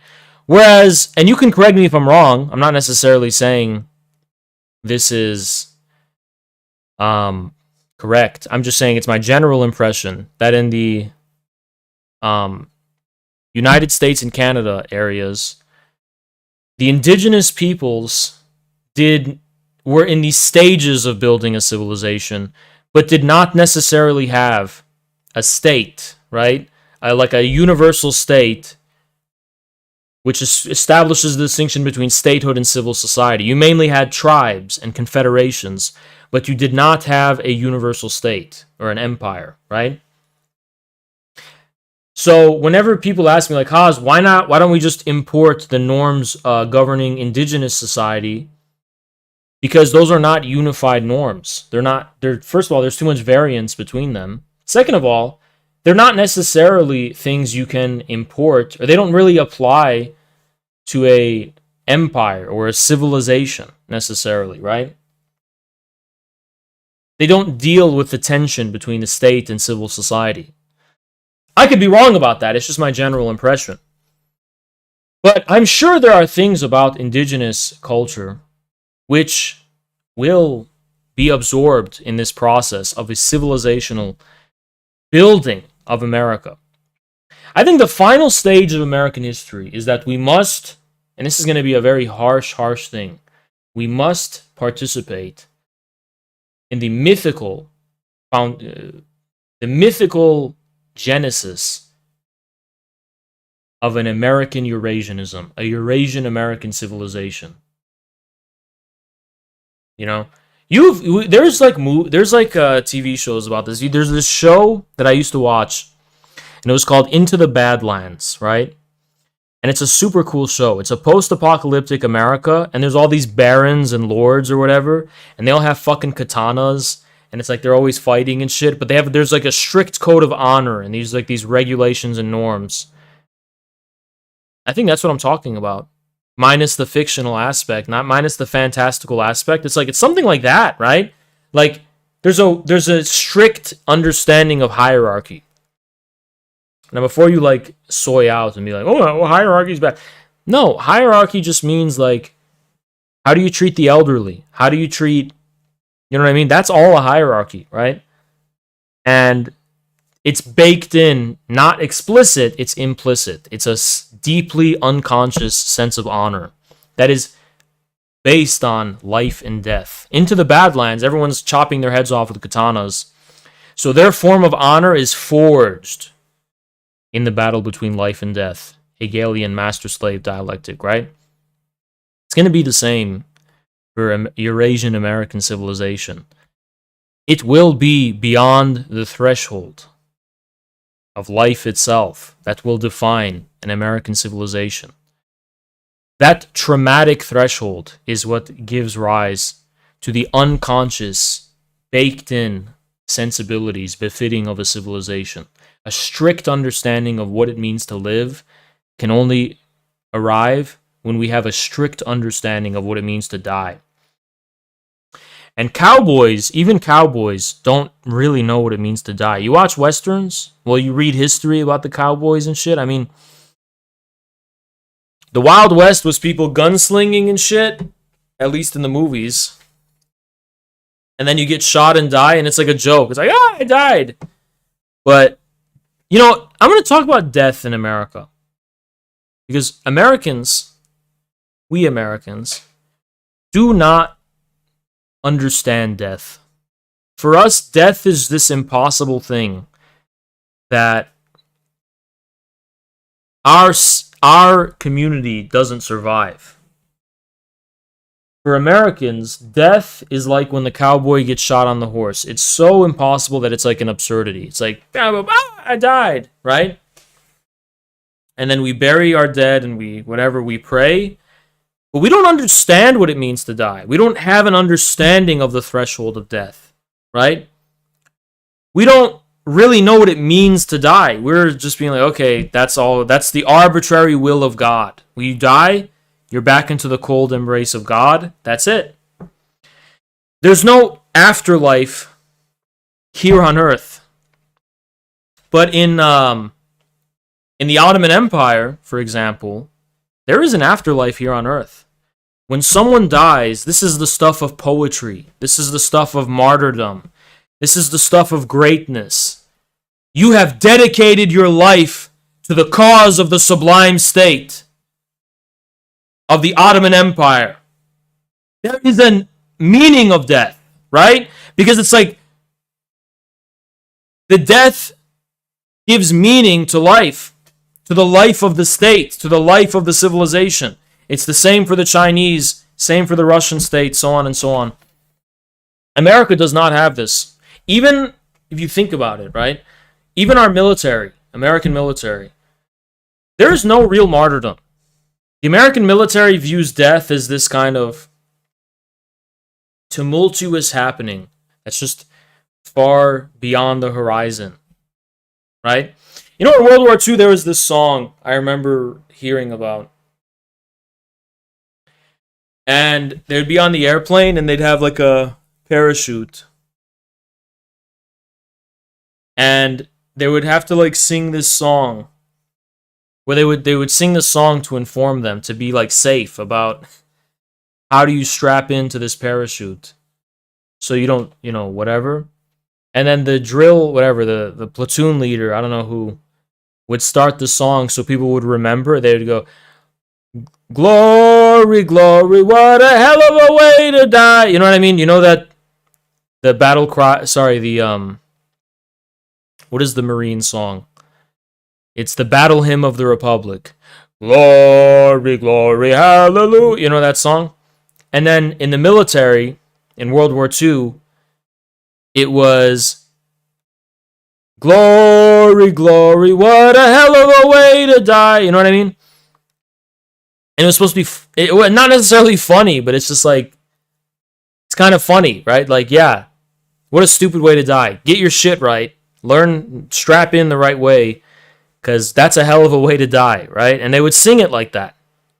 It's kind of strange because I think that's the American attitude toward death in general. It's like, it's something so incomprehensible. We joke about it, we jest about it, but it is just incomprehensible. Death is incomprehensible. Now, there is one exception I can think of, and it's kind of strange. And it's John Brown's body. John Brown was really, I think, the only martyr in American history I can think of. And that's actually what the Battle Hymn of the Republic was based on. It was John Brown's body, it lies a moldering in the grave. Something like, I don't know what the exact lyrics, right? John Brown's body lies in the grave, but it's a living spirit. But here's the thing. John Brown's martyrdom did not define the American state. I'll tell you why. That did not give meaning to an American state. It was an apocalyptic part of the Great Awakening of Christianity. That was the coming of the Lord. The wrathful coming of the Lord. During the American Civil War, when they were fighting the South, it wasn't like the Ottoman Empire, where there's a sublimity of the state based on a definition of human life experienced through martyrdom and death.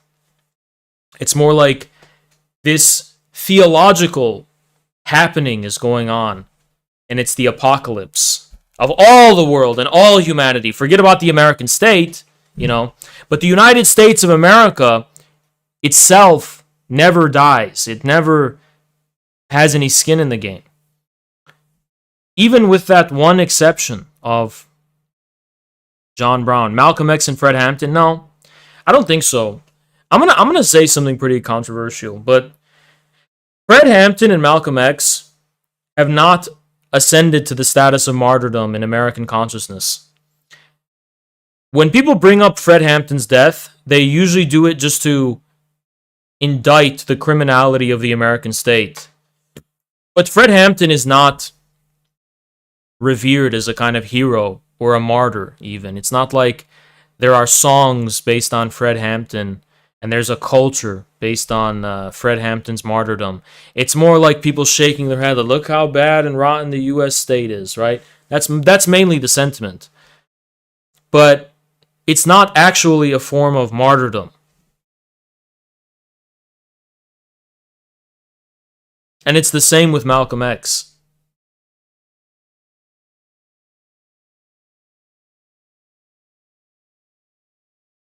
Crazy Horse? Well, I don't know. I don't think so though. Not for the United States of America. Maybe for indigenous people certainly, but not for the United States of America. So that's a serious Geronimo. I think those are more like legends for American consciousness. Those are like legends, but those are not things that define. Like, again, I want to use the empire. I want to use the example of, like, you know, some Chinese dynasty. I mean, there's, again, poems about death. There's a literature about death. There's music about it. There's a culture that gives meaning to the dynasty, to life, to the empire, based on a profound sense of death. And we do not have that in America. We don't. Here's the thing. America, we do talk about death only as an injustice or as an arbitrary, wrathful act of God. But we never celebrate death. We never revere death as a beautiful thing.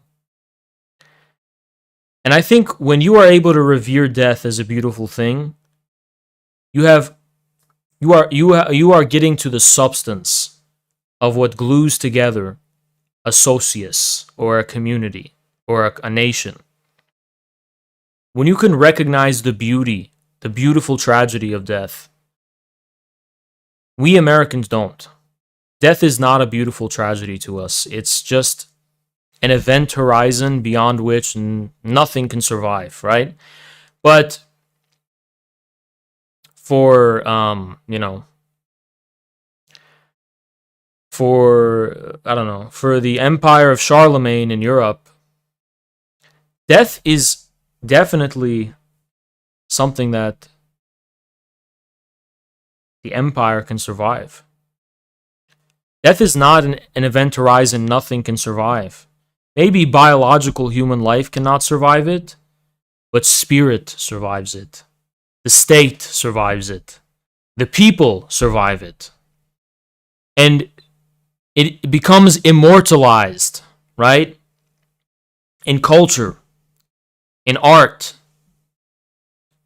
Even the French Revolution, right? Marat. These are examples of an acknowledgement of the beauty, the sublimity of death. And Americans, we don't have any notion of that. And that is part of why we don't have a civilizational foundation right now.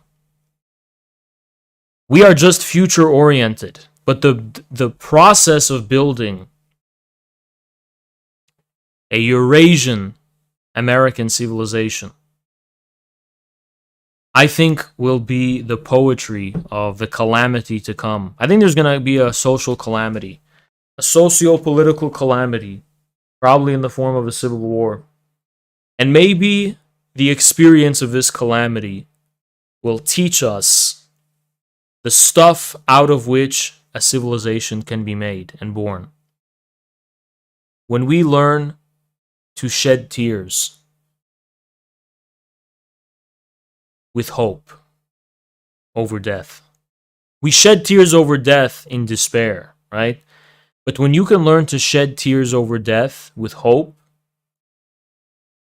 that there's an immortal and living soul that will survive this, I think that will be the mythical foundation of a Eurasian American civilization.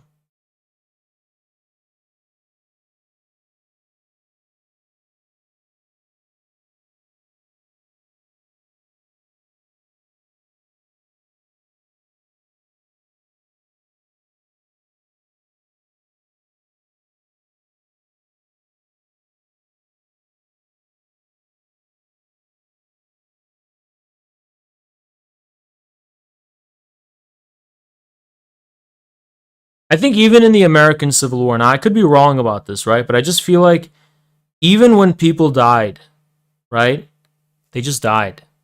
And then they were buried and you pray, whatever, but the death was not immortalized ever in any kind of way. I don't feel like death increased morale in the Union Army or in the Confederate Army. I feel like death was something that no one could pierce beyond. It's like you got shot, it's over, we're marching on. Like, guided by the Spirit of God. We don't know what happens after death. We don't know how to make sense of that, right? And there is a kind of uniquely American beauty in this idea, right? It's like,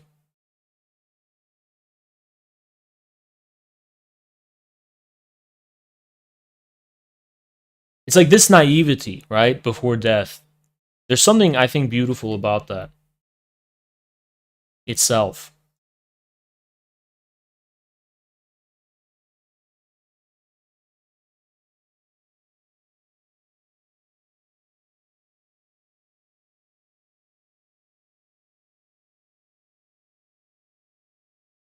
Like the Union Army, for example, is guided by this sense of destiny and prophecy and manifest destiny, literally. Like this is an apocalyptic, wrath of God itself, the inevitable, the manifest destiny of the destruction of slavery and the destruction of the traitors of the Confederacy and the unity of America, right? Lincoln's kind of prophetic vision of a unified America, government by, for, and of the people. That's manifest destiny, right? And I think, in this sense, the American conquest of death, or at least disregard for death, is not only necessary from a world historical perspective, but is something unique, right? But I think we're at the point where we're at the end. We are at the end. We are at the end times. And the future of America will be defined by the mythological violence of dealing with what happens after. And I think this will redeem and sanctify the spirit of all America's past and all of its history. We will see Americans, we are so obsessed with the post-apocalyptic genre, right? In general. Zombie apocalypse, any apocalypse. We're obsessed with it. Preppers. And I think the reason we're obsessed with this is because we secretly want this. We want to be tested in that way. We are ready to leave the cradle of waiting. And we want to see what we're made of. In a way that the Chinese know what they're made of because they have a 5,000 history. The Russians know what they're made of. It's in the origins of the Russia itself, right? We don't know what we're made of as Americans. And that's what we secretly crave as Americans. We want the apocalypse to happen so we're in the wilderness and we can build something new after. And I believe this is what we want.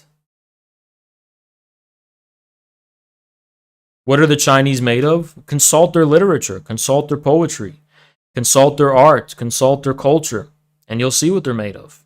It's baked in there, right? We Americans are in limbo, waiting for the apocalypse to happen. And I think America is too young for me to say, oh, this is just a feature of American civilization. It'll always be this way. I don't think so. I think we've only been here, the United States, for about, 250 years or so? Coming on 300? Yeah, we're just babies. It's too young in the history of America. Imagine, see, Russia has a history, right? Imagine 300 years after the first Russian state. Thank you so much, Siderite. Martyrdom is beautiful. Whenever I think about the sacrifices my ancestors made to save Chinese civilization during the colonial era, I feel deeply ashamed if I cannot live up to my ancestors' sacrifices. Thank you so much, Siderite, and that is beautiful. You're right. Right? So I'm looking on Wikipedia, because I don't have it off the top of my head. The Rus state, guys, was established in 862. Do you think 300 years later, Russia was done discovering itself as a civilization? No, it needed way more time. And the same is true for America. Our state, the United States, is only 300 years old. Thank you so much, PJ. We are the children of Babylon. Yeah, that's also true. We're babies right now, right? And we're going to enter into adolescence pretty soon, I think. I think we're going to enter our teens, our tumultuous teens. And we may aspire to one day be adults as a civilization.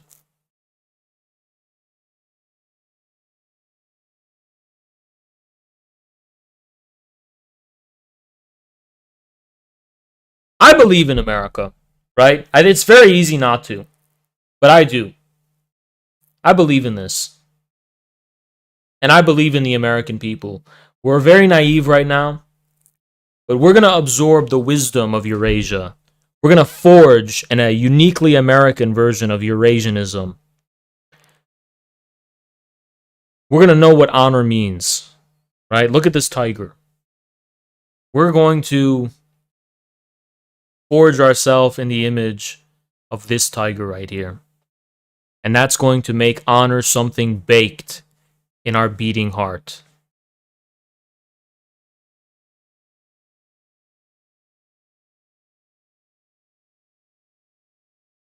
And I think this will also help solve the problem of modernity on a global level, right? America becoming a civilization, I think that will be the hope and inspiration for the whole people of the world who are struggling to preserve their civilizations in the face of modernity. Imagine in the belly of the beast, we can prove to forge a civilization. How much hope and inspiration and morale that will give to the people of the world, in Africa, around the whole world, fighting for themselves, for their people. Right? I think it's a beautiful thing, actually, to be an American.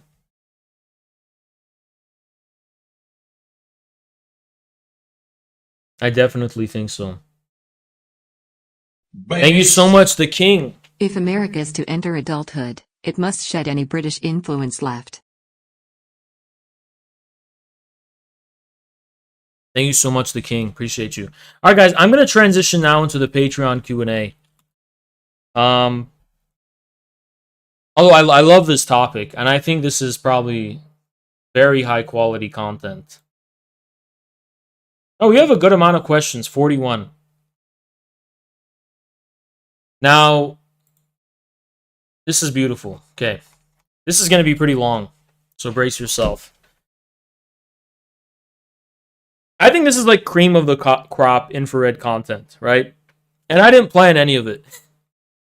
But I really like sharing this stuff with you guys, and wow, is it underrated, right? Wow, is it underrated? And I don't mean to be egotistical, but it's like this is the reason I'm saying that is because it's like I would want to watch this. It's not always that I make content that I would want to watch. This is stuff I would want to watch, right? if I were not me already. So I'm going to do something different. And my neck is really hurting. I don't know why. And it's kind of getting a little difficult to speak. So I'm going to do something pretty rude. And you have to forgive me. And I'll make it up to you. But I am not going to be able to thank each patron individually. So if you have left a question, or if you're a patron in general, I want to take the opportunity now to thank all of you, because I really do appreciate it. And the Patreon income is like vital to me, so I really appreciate you guys, and I don't take you for granted. It's actually important for me. So thank you, and I mean that. Thank you a lot. But I can't read your name and thank you individually, because it's like I'm kind of dying over here, right?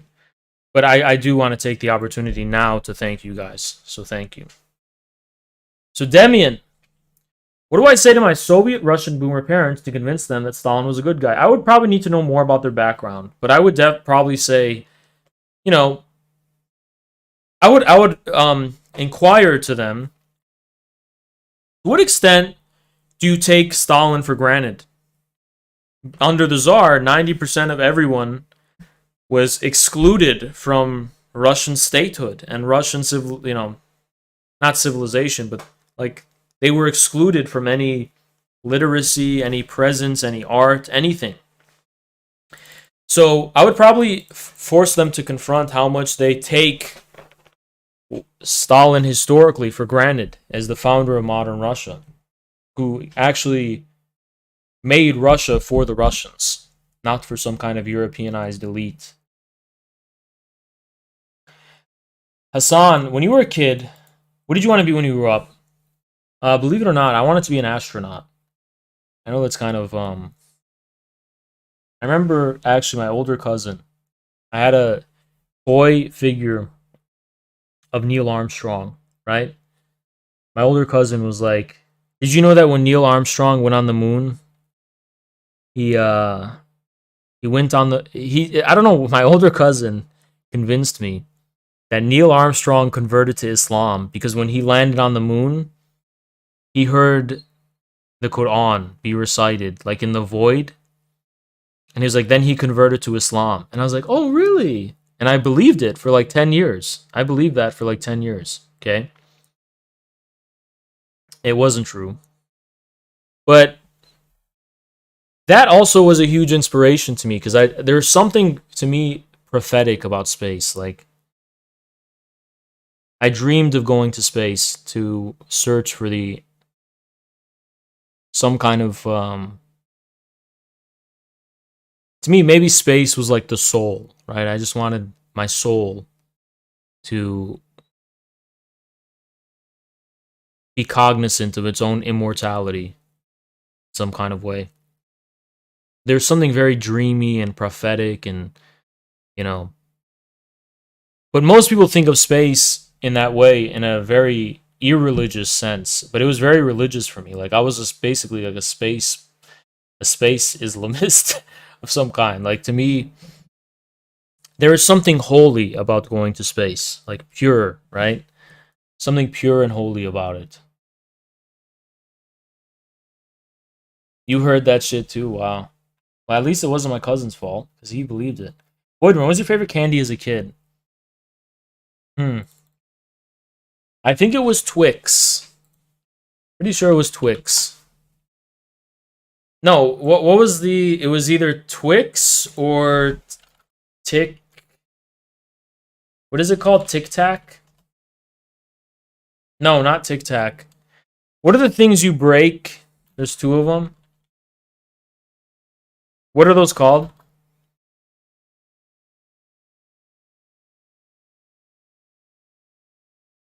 Kit Kat. Kit Kat is probably up there. And then I like the Hershey's chocolate bar. I wasn't a fan of Snickers. I think I liked chocolate. I liked milk chocolate the most.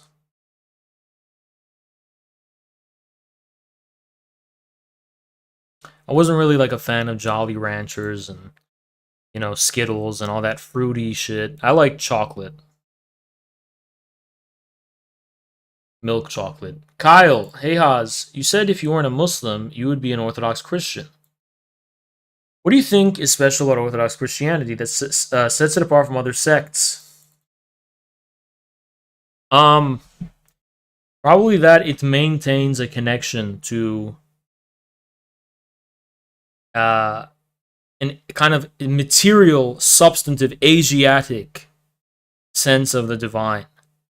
It's like a divinity that is based in something so profoundly unconscious and intuitive, not something that is reducible to some kind of like form. I think it's materialism, right? In some sense. It unites the religions of the Orient. And this is what separates them from Western religion, is that the religions of the Orient have what Kant calls metaphysical fanaticism. They believe the thing is out there. It's out there. It's not in my feelings here. It's not in my emotions here, separated from there. It's out there, right?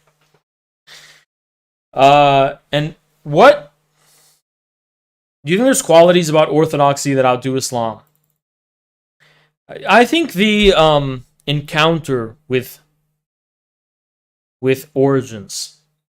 I think orthodoxy, like I always say this, whenever I drink, I need to wake up as an Orthodox Christian to be forgiven and then become a Muslim, because Islam is not very forgiving. In my experience, I don't know, just feeling wise, right? When I do something sinful, or when I encounter evil in a way that does overwhelm my faith, whenever I lose faith, orthodoxy to me is very uplifting. And I think in some sense it does kind of outdo Islam sometimes. At least when my mind is not absolutely... God, my neck is really bad. At least when my mind is not great at finding my way back to the like intellectually discovered wisdom of Islam. Jonathan, thank you so much for being a patron. What are the thoughts on the object-oriented ontology? I am very much sympathetic, though I kind of agree with Zizek's critique of what's his name? Graham Harman and others. But I'm definitely in that orientation. Like, it's more on the object rather than focusing on... It's just Heideggerianism giving it a new flavor in the 2000s. Sam, what do you think of Heidegger's critique of Marxism? That its philosophy is cut from the same cloth as fascism. Liberalism and Western metaphysics in general. Isn't this Dugin's? Do I agree? For Western Marxism, yes. Not for Marxism-Leninism. And that's the problem. For Western Marxism, absolutely. Marxism-Leninism is very much different because it was irreducible to anything within the language of Western metaphysics. It definitely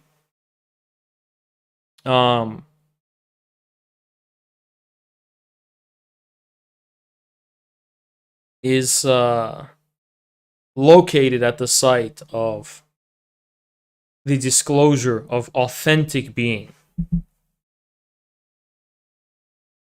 rather than the form of being, right? Zolo, a poem.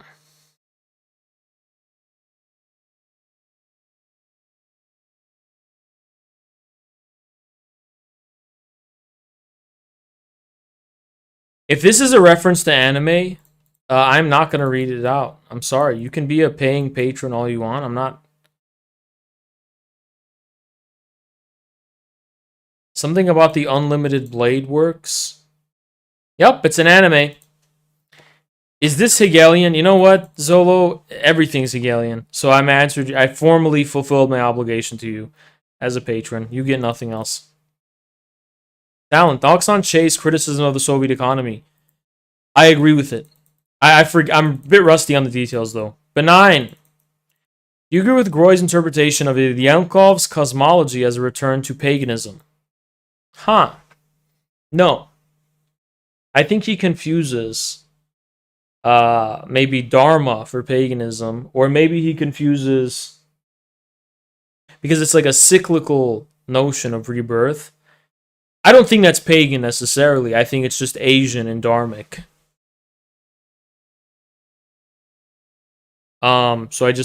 It's definitely something beyond the threshold of traditional Abrahamic religion. Because Abrahamic religion is eschatological, not cyclical. Talon, is communism when man becomes animal again? No. It's when man becomes man. Mouse, do you like any science fiction or fantasy books? Nope. I would. Like socialist science fiction from Soviet Union and China. Top tier stuff. I've just never read any. Oh, God. Can I lay on the couch? No, I can't, because I can't see the screen. Orvo, is there a reason why Western philosophy begins in Greece? It's because of Socrates.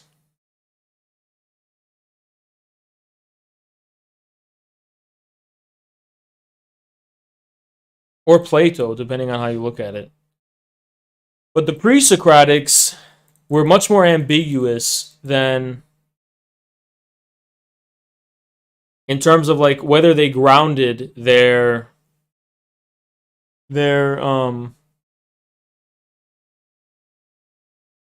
thinking in some pure logos, pure idea.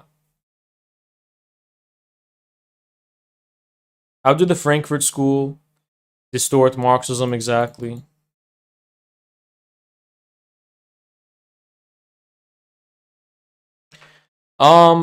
It was just part of the process of the Kantianization of Marxism that began with Lukács.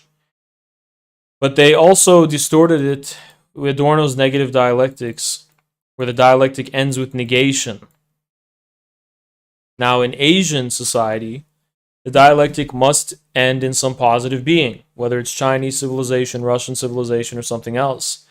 In European society, ending it with negation plays into this kind of nihilistic, history of the West Heidegger talks about. Black Ghost. Why is the West deindustrializing? Why did the oligarchy choose the financial basis for the economy instead of an industrial one?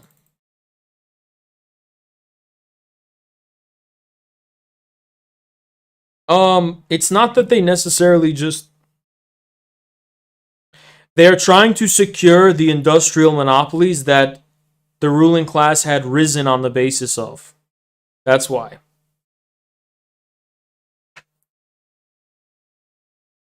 Deindustrialization is about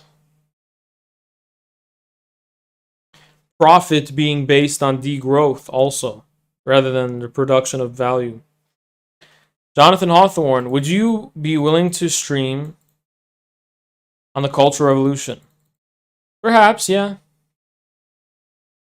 D-Tab, what exactly is a civilizational national essence in the Heideggerian Duginist sense? Beyond just the material? Not necessarily. I think a civilization is grounded, again, in the relationship between a universal state and the mores of civil society, which are forged in relation to that negative universal state that has this profound negation, exerts this profound negation upon all substantive positive reality. The ability to establish positive mores and culture from the ground up in relation to this sublime sublime being that the state represents or incarnates. I think that unity, the basis of the sublimity of the state, that is the essence. It's a contradiction, in a sense. The universal and particular united, right? The universal state united with a particular individuality. The specific way that happens is the essence. That is the object, out of which both state and civil society form in relation to. Pearl, how can you explain Lacan's woman does not exist in the most basic infracell terms possible? The idea is that woman represents a relation of negativity in relation to the phallus or man. But woman does not have any positive, substantive, independent existence. Existence is phallic, right? But Lacan does not establish, is there a female being? I think so. He doesn't say a word on that. I don't think he does. Jenar, what would your message be to the anti-Freemason movement? Go to the source. Isa, in your view, was the first Chechen War considered a color revolution? I'm not too sure. I think it's both. Color revolution and Gulf-funded fanaticism. Cal, difference between nonlinear time in Lacan.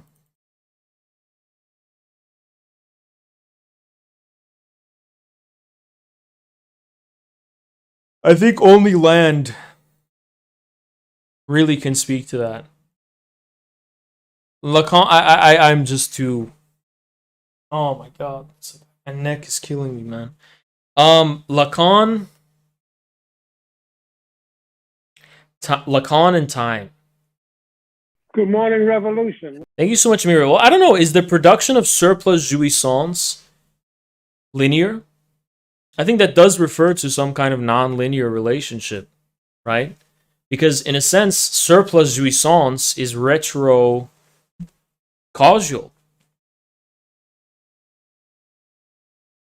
In relation to the world of signifiers, of unconscious symptoms and signifiers. So the key to understanding time in Lacan is the symptom. The symptom is a kind of cyclical circuit. Lacan deals with circuits, right? Circuits of enjoyment.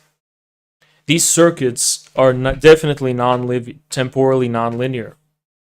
Because it's not that they begin. Where do they begin? In the first cause or in the last production? Well, Lacan sides with not in the first cause, in the effect. So it's retrocausal. For Dugin, I think something similar is for the beginning of civilization and state. You don't begin with a first premise. You have the development retrocausally, again, of a state or a narod realizing itself being the teleological anchor of the development of a people. Nick Land, he's got his... That one will take too long to talk about. But it's really what all Nick Land's work is about. Templexity.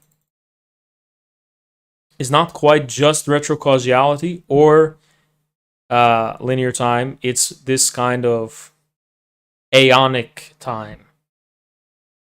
Deep time. Almost absence of time. That is pregnant with all manner of different chaotic, non-linear temporalities. What's your take on Anti-Oedipus? Right step in the wrong direction, but I very much appreciate the conceptual freedom and creativity Deleuze had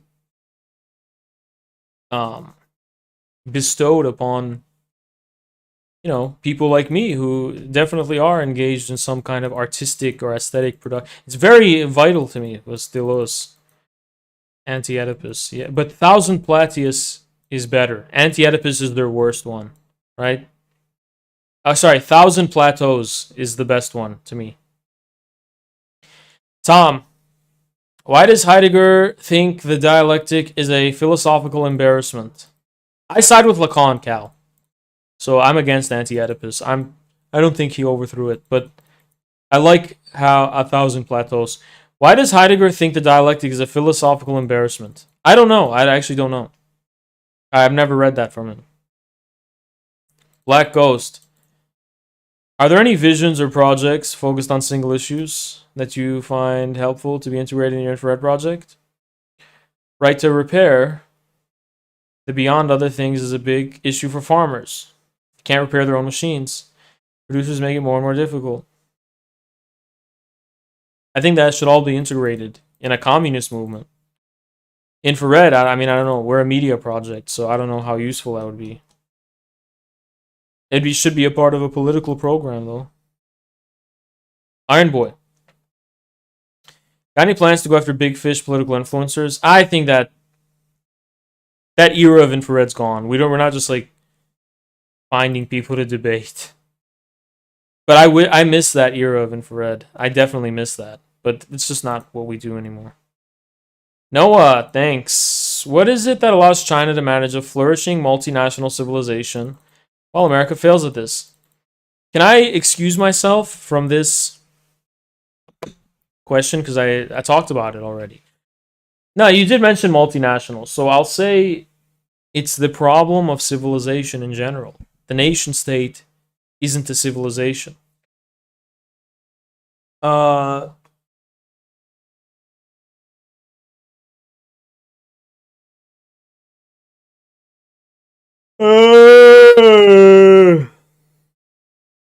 It probably has to do with what Dugin describes. The Western logos does not have a dialectic with the other, only an exterminationist relationship to it.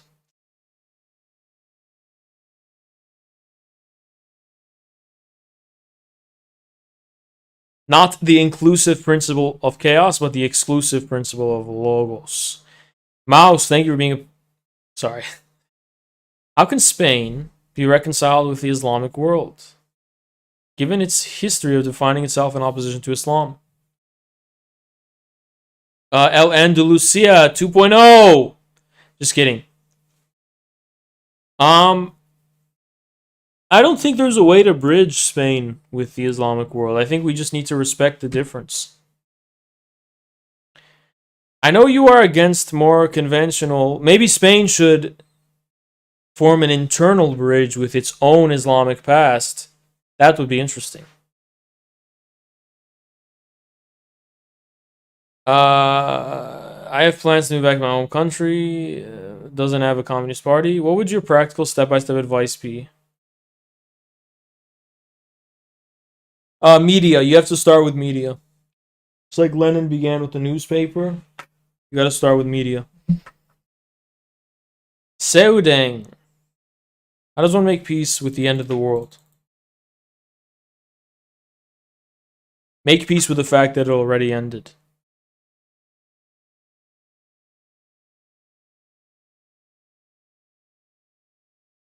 It already ended. If it's gonna end. Tom. How pilled are you on lost advanced civilizations? Not at all. I have no comment. I don't know anything about that. Black Lenin. Thoughts on Brezhnev? The name of the first song. In the intro in today's stream. Oh, that's called Lamabada. Lammabada.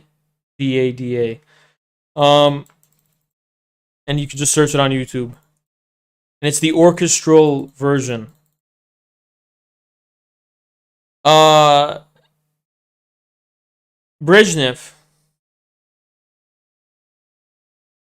He's a complicated guy.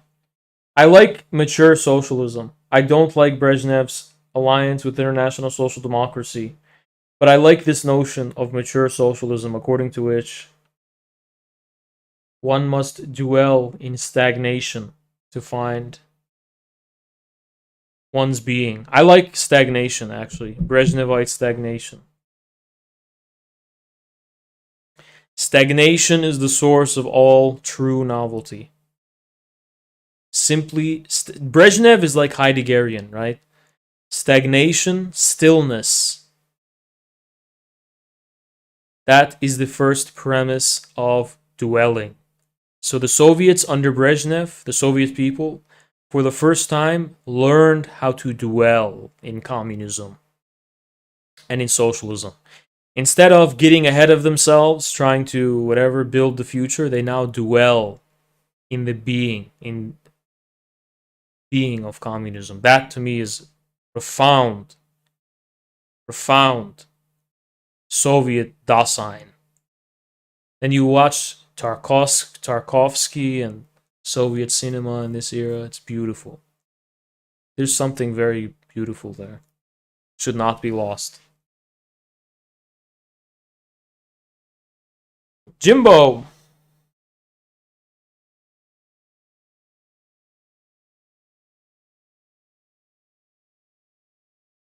The American communists answer to the question of indigeneity.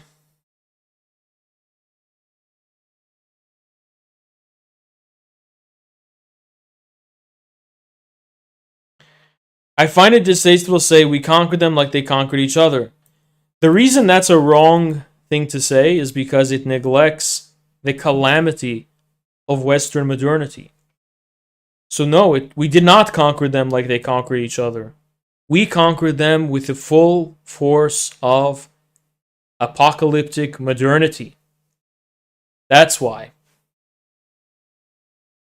I believe in indigenous sovereignty. I think we need to have a new principle of chaos.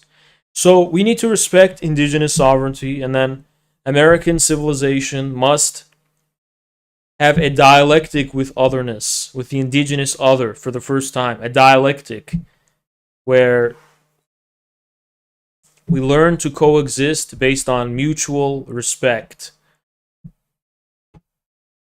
That's what I believe. And then we fuse together organically. Jimbo. What authors are your view of contemporary American culture? I don't know. Contemporary, I don't know. Coco Melon or... I don't know. Mojave. Why do most communists fail to adjust to the information age? Idealism. Oh, sorry. Communist states. Because it would have led to the destruction of the state bureaucracy and the nomenclatura, quote unquote. I don't believe in nomenclatura theory, but get the idea. It was irreconcilable with the top-down, ideological, idealist view of socialism. It was an inferior Marxism-Leninism. They didn't absorb the wisdom of Mao Zedong thought. They were stuck in pre-Mao Marxism-Leninism. Mojave, you ever watched the movie Lucy? Nope. Isaiah. Have you or Shorner spoken to Jay Dyer? No.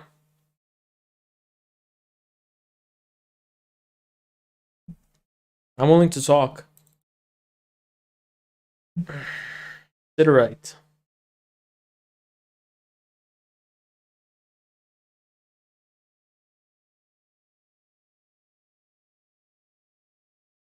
Am I confusing idealism with materialism? In that case, if so, why?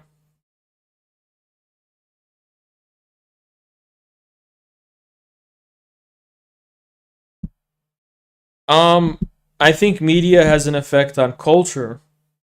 Definitely. And cultural norms.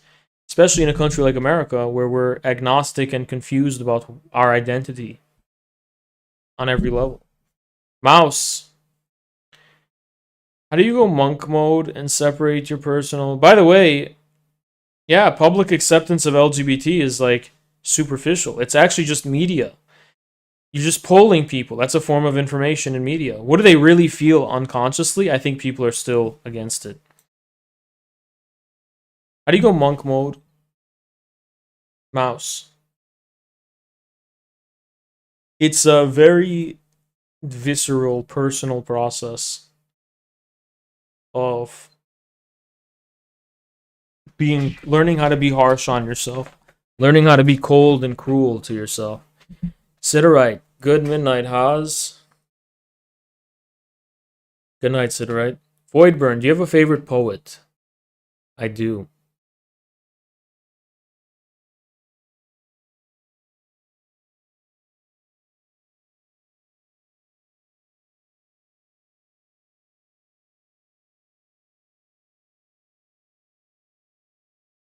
I just don't remember them. Ruptured. How can we make sense of current political trends? Will we descend into a cyberpunk hellscape? Nope. We will descend into a Death Stranding civil war.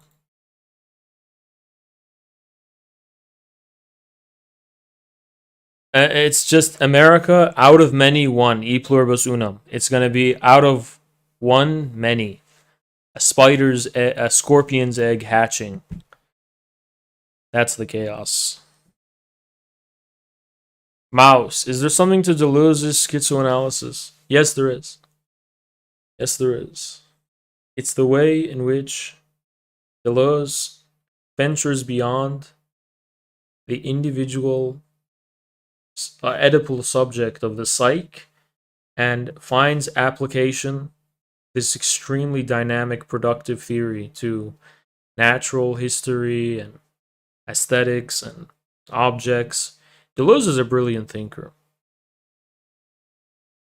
Thinker of pure being, instead of just the divided subject of Lacan. That should not be underappreciated. Hey guys, Patreon Q&A is over. Alright, can we have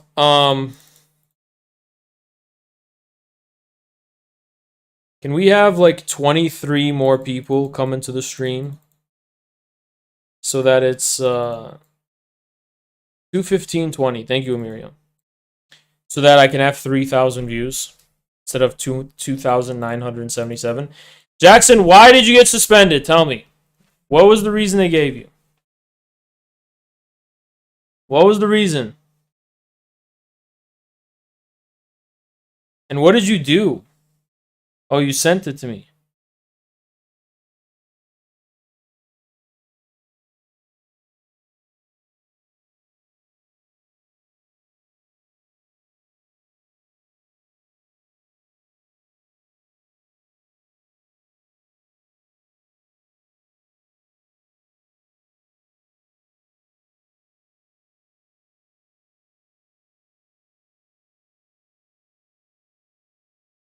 Look at Telegram.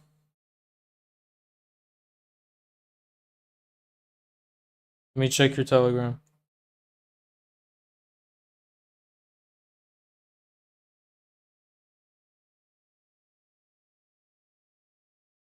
Green Nazis got me suspended.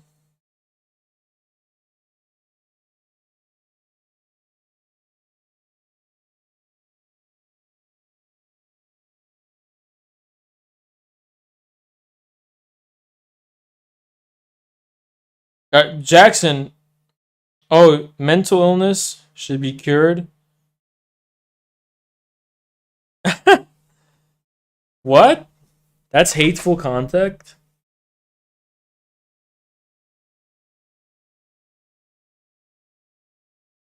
Yeah, wait, Elon, I thought... Okay, I thought that was not hateful conduct anymore. But, apparently it is. But you got locked out of your account. Just delete the tweet and talk about it. I don't know. You're not, bro. You're gonna have to delete it. You had to delete the other one last time. You're gonna go Jordan Peterson mode. All right, make a video at least. All right, guys. I am super hungry and extremely tired. I gotta go. I will see you guys later. Bye bye. Bye bye, guys. Goodbye to the people who trusted me.